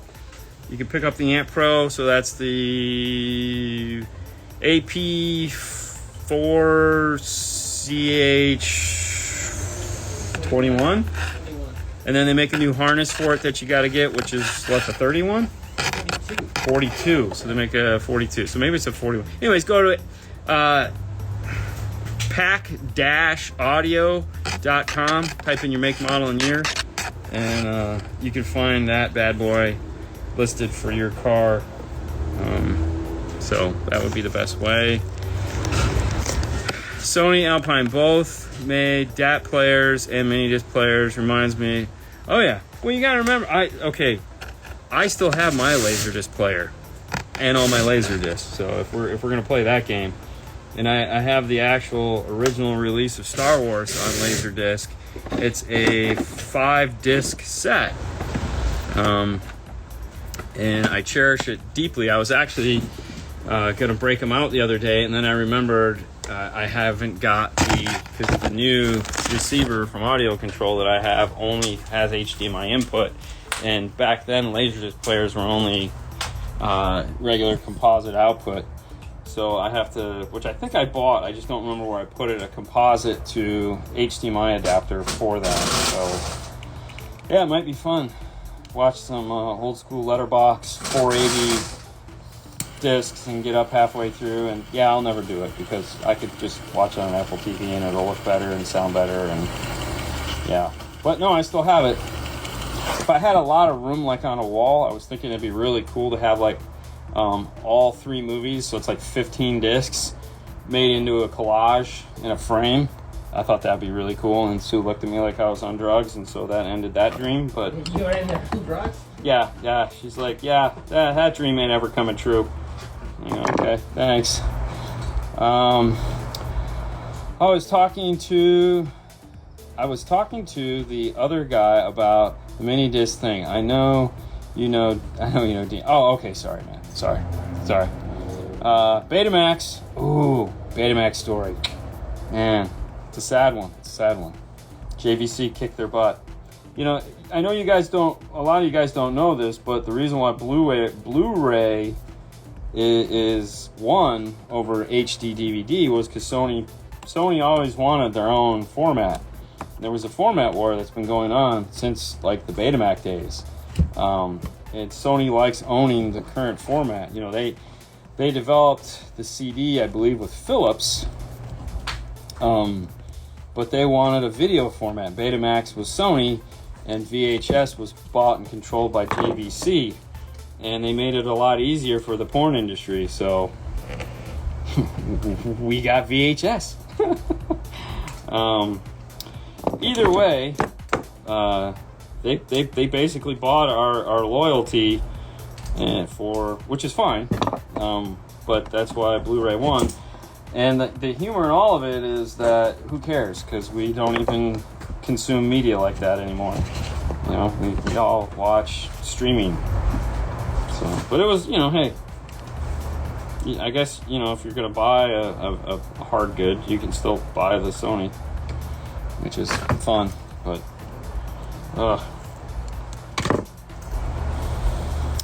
old school days. I remember a guy that powered 600 in a Mustang, and the car caught fire. Oh, geez. Harmonic balancer problem. Someone was watching the show yesterday. Hey, speaking of watching the show, it is Thursday, guys, just in case you weren't aware of the day of the week. And that could only mean one thing. The most serious car audio show ever produced is on tonight. For those of you guys that have a free hour or so, make sure to head over to the Hi-Fi Vega network, where he and I will be talking about some topic tonight at 8:30 Eastern Standard Time. And then if you really want to break from all this car audio nonsense, make sure to stick around and head over to SideJag, where we talk about all things. Highlights some movies. The movie we're going to talk about tonight is, what was the name of that stupid movie? It's plenty stupid movie. No, the one we were supposed to watch this week. Lou. Yeah, we watched Lou from Netflix, so we're going to talk about that. Oh, I gave away something about Lou. yeah. Anyways, I already gave that away. So make sure to tune into that, and of course, we'll probably talk about some food and other cool things that are happening in the world of entertainment and not in car audio. Because, hey, car audio is fun, but it has its moments. Let's give props to Jim, guys. The first car radio. 1950, baby. Yeah. I don't know. It was a while ago. Christians just having all kinds of fun. Yeah, Circuit City. Anybody read that book on Circuit City? They did a. It's on my list of things to do if I ever get back to reading books. Did they have a book? They have a book on the whole demise of Circuit City. Yeah, it looks really good. It's in my Amazon list, and one of these days I'll sit down and read it. I'll buy it first because that would help. That would make it easier to read. But yeah, it's on the list of things to do. With like everything else, it's on my list of things to do. Hey, I hope you guys liked the Morel video that we did, where we talked about, or we let you guys listen. For one, we played the new Morel 4-inch. The component system and the Integras. We had a lot of fun doing that. Next one up that we're going to be doing in that is also going to be Morel. Just kind of worked out that way. Don't worry. Someone also was like, oh, why don't you guys do German Maestro? And I was like, actually, we're going to, because we have a set of German Maestro speakers that are sitting... They're over there. Let's just say that. They're sitting over there that we got back when we did some stuff with them. And we're like, yeah, we're gonna do those. So I gotta, when we get done with all the SEMA and all that nonsense, I'm gonna order some more boxes, and we'll get to hear the German Maestro speakers, which I am of course looking forward to, because they're really cool looking speakers. So we'll take a dive into those, and see how they sound. So that'll be a lot of fun. Yeah. Carl will probably get a stare at before I get that. Have you ever used Crossfire amplifiers or speakers? It's funny you should say that. The answer to that is no, but we were talking about them yesterday because a friend of ours used to work for Crossfire, and I was asking him, is Crossfire even still exist? And he was like, yeah, because I thought it did, because I see like the JP guys and stuff like that always talking about Crossfire, but no, we've never done anything with Crossfire.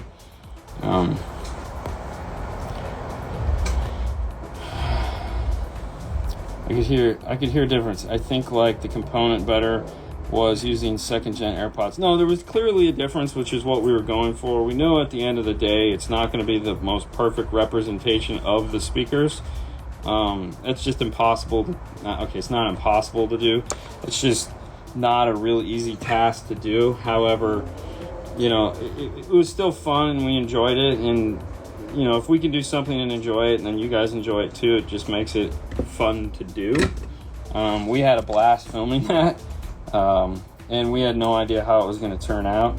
So, you know, it was pretty cool. It was fun to edit and just sit there and listen, because we actually we filmed each one of the playbacks multiple times with different settings on the microphone, because we didn't know which setting was going to work the best. So we played with attenuations on, so we actually had to sit and listen to those songs like for a long time. It's like, all right, we're playing it. We're going to play it again one more time. So yeah, it was that was tedious, but we figured out which setting on the microphone worked the best on this one. And so next time we won't have to listen to each one of them a million times. Dean, do you remember the Pioneer CD player that had the detachable faceplate that was only half the face, like the size of a candy bar, that was the first head unit? Yeah, I mean, I wasn't a big Pioneer dealer back in the day. We had Kenwood, which had the mask, which would flip around.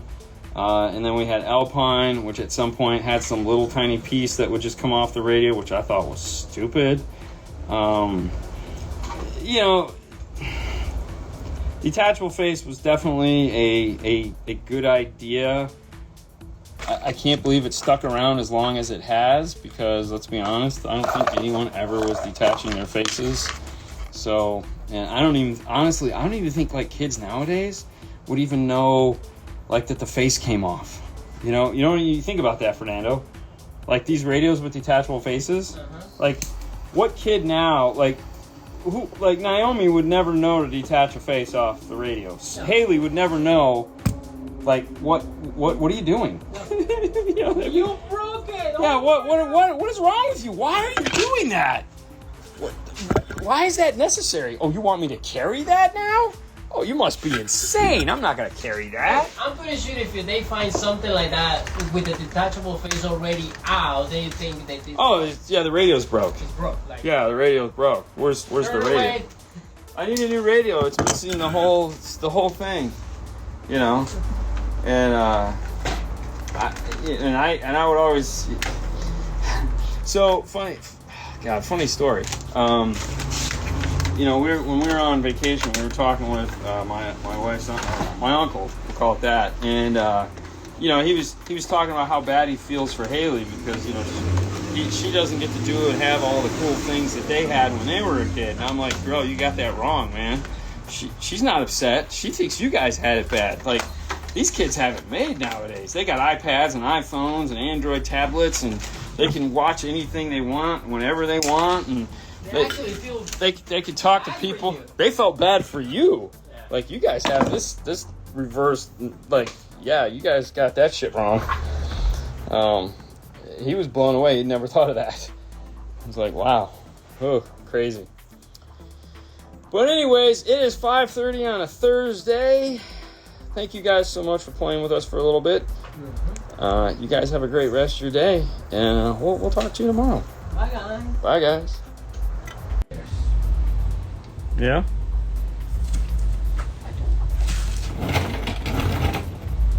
You should. It's not the right attitude. I know. It is. It's a very piss poor attitude. Yeah.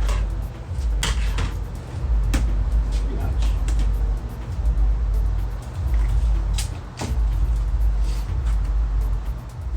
You excited? I'm excited, dude. You ready? Yeah. I know, right? Oh, hey, the Mesh Man. What is going on? Hola, Arturo. Do you see where Arturo is right now? Where is it? He's overseas. Oh, really? Yeah, you didn't, dude. I see the picture, but I don't know where he is. I mean, it literally says it in the picture. Where? In the top of the picture. It tells you where it was taken. Where he's... I don't know. It was like France or he's somewhere in Europe. Oh, really? Yeah, I don't know. Yeah. What's up, good people? Can't we be bad people? I don't want to be good. I want to be bad. Be naughty. The installer on fire. That's right. There he is. Yep. This dollar's on fire. Oh my gosh, I knew he was going to do that. It's so sad.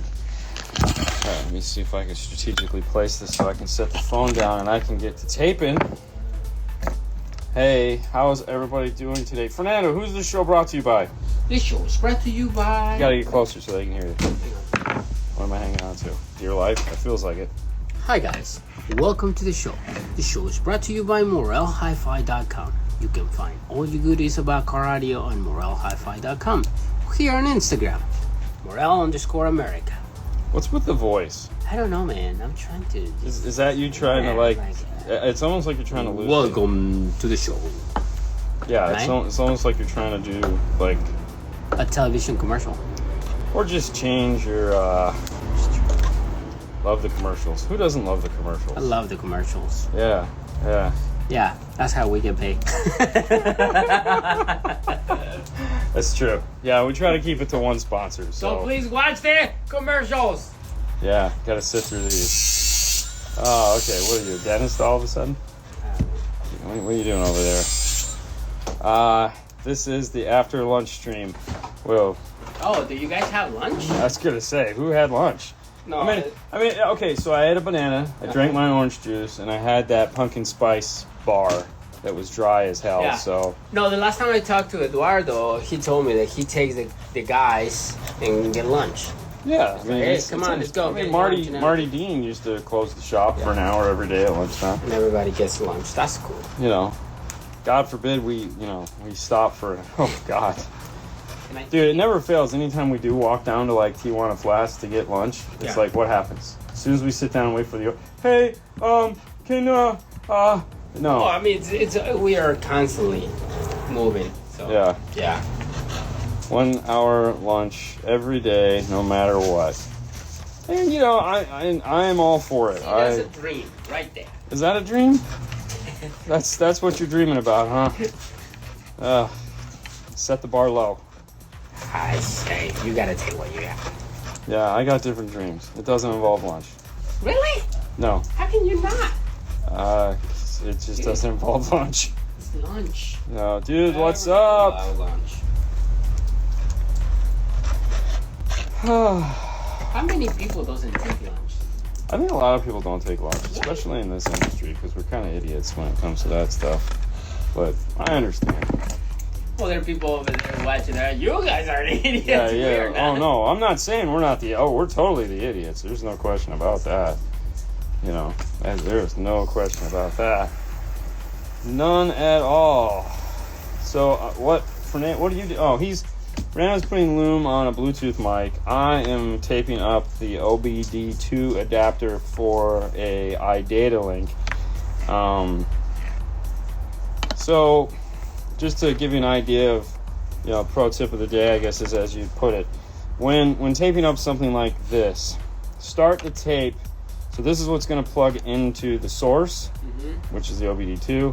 Start the tape here and start wrapping it through. The reason why you want to do that is this is not going to come unraveled ever, because it's got wrappings around it. If it comes out, it's like you did something really wrong.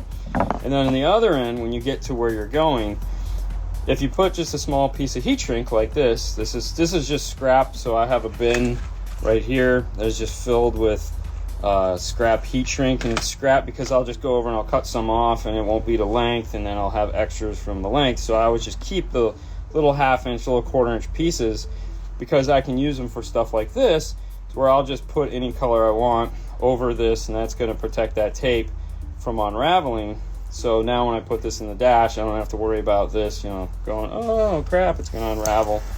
I like to use, if I can, 3-to-1 shrink ratio. That way I can take a bigger size, go over these silly connectors and shrink it down tighter and not have to worry about it. So now this is all prepped and ready to go. It looks all neat. And you can do the same thing with Tech Flex or whatever you want to do there. Yeah. It'll give you the same effect, which is always nice. Same idea. Yeah, definitely the same idea. Let's see what we got here. Another reason to use wire ferrules, I was taking my speaker wires out of my amp, and the piece of wire got stuck and the thread head had to drill it out. Oh yes, and oh, that is the worst, because you know you can never get that the die or the tap, I guess, whatever you want to call it, into the I guess it's the tap. You can never get like enough in there, and yeah, it sucks. Been there, done that. Oh, great video this morning with Chris in Texas, but I couldn't see which AC amps he used for his three-way. Really? For one, he told you, and two, there was a pretty good shot of him. But he has the LC 61200.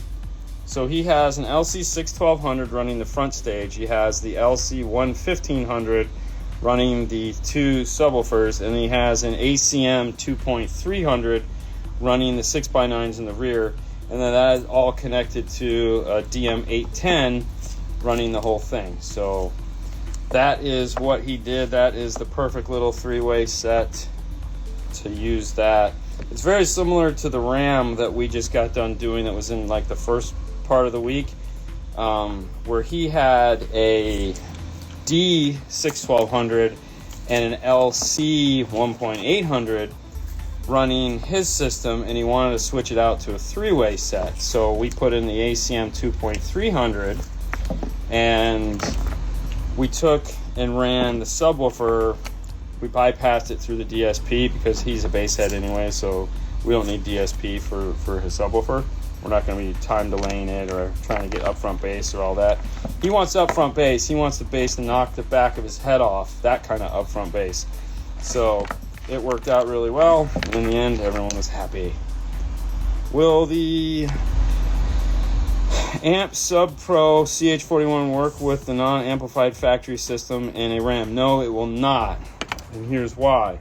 In the non-amplified Chrysler systems, what the Amp Pro is doing, as well as the Sub Pro, is it's reflashing the radio to make the radio put it into amplifier mode. So if you just do a Sub Pro, what it's going to do, for one, I don't even think the Sub Pro will do it because I don't think it has the flash built into it, but you're going to have to reflash the radio into amp mode, which will then not allow you to connect other speakers to the radio because you lose fader. It all just comes out of the rear, and you lose volume control. It goes to a CAN bus. So when it's just a fixed volume now. So if you want to do something like that, you would have to do the Amp Pro and get a small amplifier to power the 4 speakers that are in the car, which is totally doable because the price between an Amp Pro and the Sub Pro really isn't that great. And you could get something small, some small 4-channel that you can just hide in the dash, like this guy right here. Hold on. This would be the perfect little amp. Ow! And it's not super expensive, and you can always change it later if you wanted to. But this guy, this is the JVC KS-DR 1004D. So as you can see here, this is just a little hideaway amplifier. So you could use this to power up those factory speakers and do an Amp Pro and get the better sound and more bass. So there again, it's going to be a little bit more money up front, but the end result would totally be worth it. So that's something to think about to solve that problem. A better bass knob than the R2 Rockford bass knob. It works, just not great. Audio Control, believe it or not, makes a universal bass knob. I don't remember the model number on it, but what's really cool about it is it uses an Ethernet cable between the brain module and the bass knob, and it is a perfectly linear bass knob, meaning that ECU4 or something? I don't know what it's called. No, I don't think it's called that. But you have, here's the beginning, and then it linear, perfect triangle up to max volume. And because it's Ethernet, you could take the module, mount it back at the amplifier with a little pigtail coming out of it plugged into the amp, and then you can get whatever length Ethernet cable you want. So you can head up to Home Depot or Lowe's, and you can use a 20-footer, you can use a 5-footer. I think it comes with a 3-footer, so there again, you can put the module up behind the radio if you like, but you can make it any length you want. Their bass knob that's pretty awesome bass knob because it's one of the few bass knobs that's totally linear. ACRU. ACRU is what it's called, according to Fernando, the ACRU. That's why I just picked me up a Kenwood X302.4. Nice little amplifier on my ramp. Yes, that would be a perfect little amplifier too, because that sucker is super thin. It'll fit underneath one of the seats. You're golden, rock on for sure. Love those amps.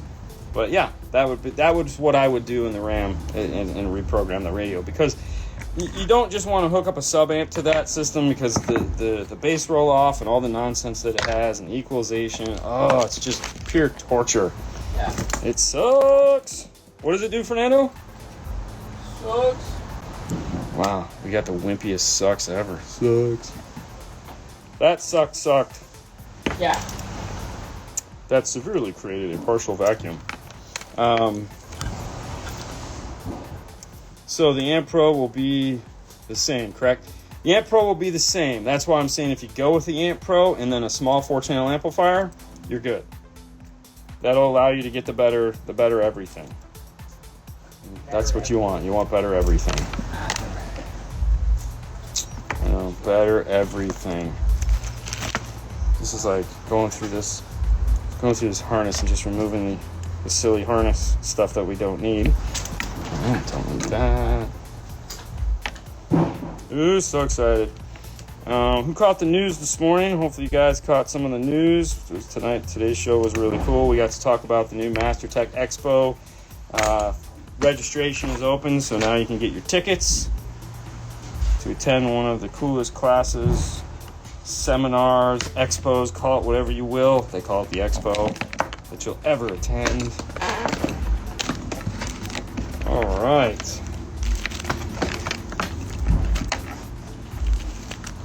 What are all these wires for? What's up, Oscar? Hey, man. Would it be okay to run 1,000 watts on a 90 amp alternator? Also, would 18 gauge speaker wire be okay for 75 watts?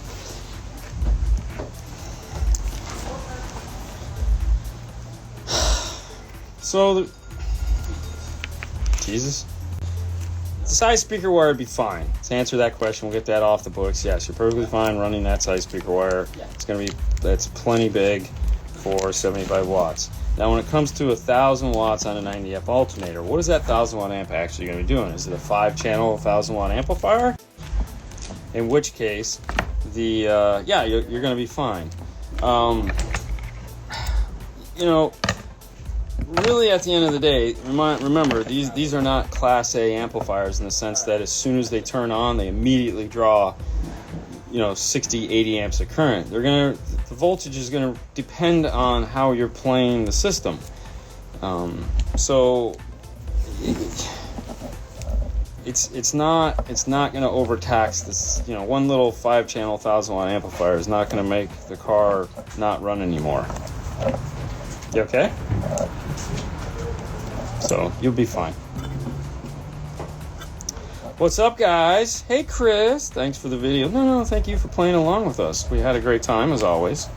So for those of you guys who don't know, this Chris right here is the Chris that we all got to see this morning, or this afternoon, or tonight when you decide to watch it.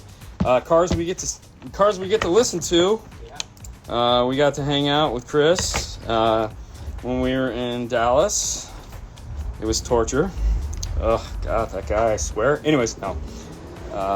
And we got to sit in his car. It was a lot of fun. Andy got to tune it. Andy Waymeyer from Audio Frog said Audio Frog speakers, so it was in the Audio Frog booth.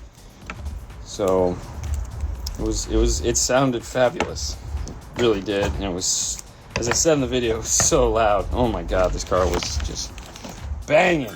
Because Andy says, hey man, it's a nice car with a lot of power, some expensive speakers, and it just sounds great. It's like, hell yes. That's what I like to hear. Have y'all had any hands-on with the Alpine HD 990? Unfortunately, no, not yet. It is on my list of things to play with at some point. Alpine makes a really nice DSP. They have real decent software. I think the HDS, I think that is the HD player, though. I think that's I always get these part numbers confused, but yeah, if it is the HD player, then no, I probably will never play with it because I don't think any of our customers are ever going to buy it. That's more of a Asian market piece. Although we have it here, I don't think anyone's really interested in doing it, especially, you know, in this world of, oh, dude, my phone does high res. Why would I need that? Hi, Dean and Fernando. Hey. Only saw the beginning. We'll be finishing it later. I won't give away the ending then. Greetings from the Netherlands. What is up? You said it was super loud. I did say it was super loud, Christian. I was there. Maestro harness. This is a Maestro harness. I'm trying to get to the point to where I can give you guys a tip of the day on it. So I'm working on it as we talk. And one of the things I like to do in doing one of these harnesses is I kind of separate everything out. So first things, a lot of people don't do this. I do it just for my own personal sanity. So this is part of the harness here. I tape it up. It's all itself. I know there's no breaks in this. This is just one piece. I won't have to get into that. And right now I'm wiring up the speaker harness side of it. I like to separate the speaker side of a harness away from the power side, mainly because if I ever decide to add an amplifier, it's much easier if these wires are all by themselves and not intermixed with the regular speaker wires, because then I got a lot of extra work I got to do. This way it is nice and separate and easy. So there again, the same trick as with the OBD2. I've gotten this to the point where I'm done with the tape. I went from the clips up into here. Now I'll just add a little piece of scrap heat shrink onto it, and that will tighten that down so I don't have to worry about this getting unraveled. The other nice thing too is if I make it a color like this, because you know we always have like scrap colors like purple, white, green, gray, it'll be easier to see. So I'll leave some of this when I finish the tape up, so that as I'm going through there I go, oh, that's where my tape starts. And we'll move on to the last of the harnesses, which is the power side. And there again, we're starting at the clip and we're moving ourselves away from that towards where all my connections are going to be made. When they have a fuse holder like this, if it's loose enough to where you can fit the whole roll of tape through it, go for it. Otherwise, just cut off about 6 inches is really what it should take to get to the other side of this fuse holder, and then wrap it on there. Yeah, and then what I'm looking for is where I need to stop. That's about the spot. So we'll cut that. When using interior test tape, you do have to use scissors because this stuff is brittle and it does not tear, which kind of sucks, but it's okay. It also doesn't get as gooey as the other stuff. Always kind of straighten out your wires. Like this red wire is tucked underneath this black wire here. That's gonna annoy me in the end. So I'll fix that now.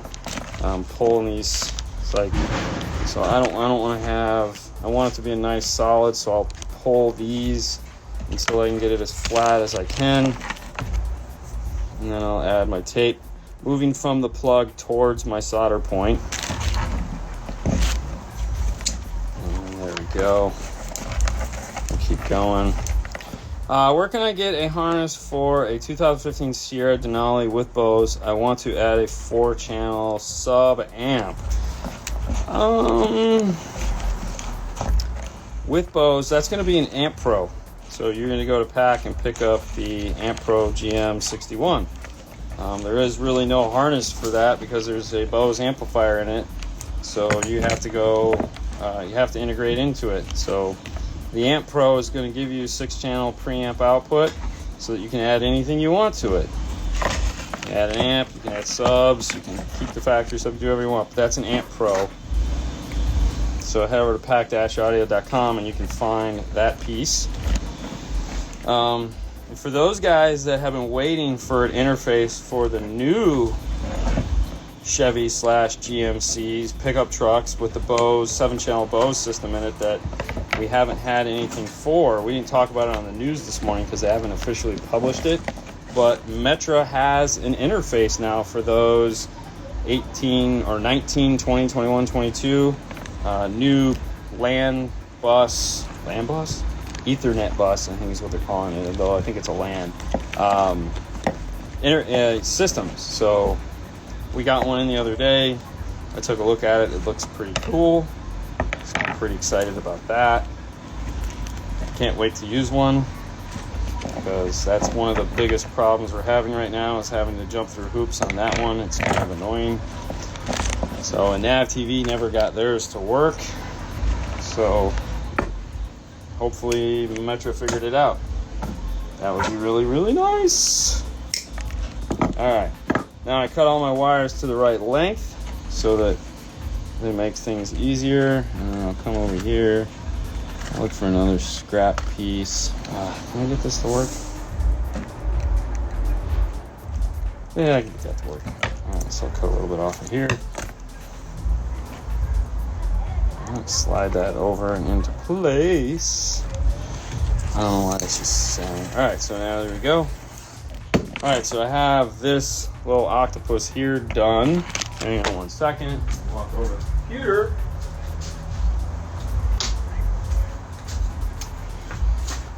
Grab my brain that I've already flashed. Flash the brain before you start on the harness. That way you know what pieces you actually need. I always find it amusing when we'll be tearing out somebody's iData interface because something doesn't work or somebody else installed it, and you get in there and there's all these wires and stuff coming off of it, and you're like, what the hell was all this for? You know, and they'll even hook up the steering wheel control wire, and it's like, dude, you don't need that. It's done through data. But they just want to plug everything in because they didn't bother to actually go and look at the instructions.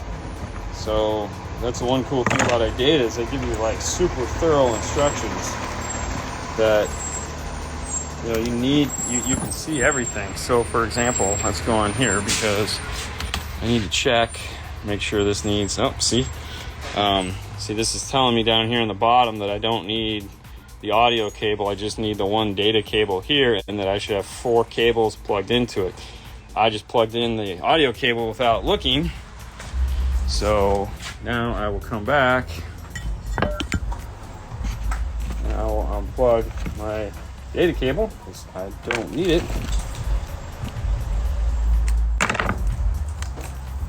And just my data.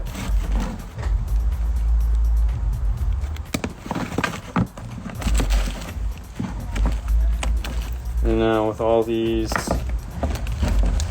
I want these plugs to be in similar lengths, so like this. So that means I'm going to start there. What's wrong? Mike.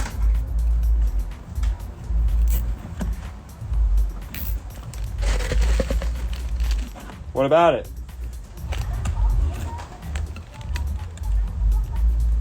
Oh. All right. So we'll start and we'll move our way down. Now, these guys, when you have a connection like this or connection like this, make sure you don't put your zip tie in this area. Stay away from that area. That's bad. You want to come down a good, let's say, inch and a quarter from these. The reason why is the dash, when it gets in there, this is going to do this. And if it's super tight, then these will pull apart. And you obviously don't want that to happen, because that would be bad. What I like to do is, if there is a bunch of solid wires, like in this case there's two wires that aren't connected to these, I'll go in and I'll add a zip tie to those. Not necessary, but just, over zip tie. So it just looks better. And so now, if this harness is getting tugged or poked or jammed in the dash, which it always does, these wires, there's no stress there for these to come apart. And if I need to to flip them, I can easily come in here and do that without having to worry about it. All right, we're gonna bend these so it looks like this. And now we'll come to the other end, which is this guy. And then basically just pull this tight and start from the middle T here. Just kind of put a loose zip tie on there. What I want to make sure is that I want to keep this data wire pulled as far forward as possible. I don't want it to get caught up in the rest of these wires. The reason for that is this is a fixed length. Sometimes it plugs into the back of the radio. Sometimes, like the Alpine we have, it has a pigtail that it plugs into, but I don't want to shrink that wire. Some of the wires I may want to shrink just to keep this looking the way I want it. But that wire I definitely never want to shrink. All right. And by shrink it just means, like, see how this has this bend right here? And these are more pulled tight. So I'm shrinking this wire by having it hang out more towards the back. But I want to make sure that I have plenty here, and that's not gonna get tucked or yanked or pulled or no stress on these wires. So just kind of, if you need to, and then once you get it to the right, then you can come back in and tighten up the zip ties so that they're tight.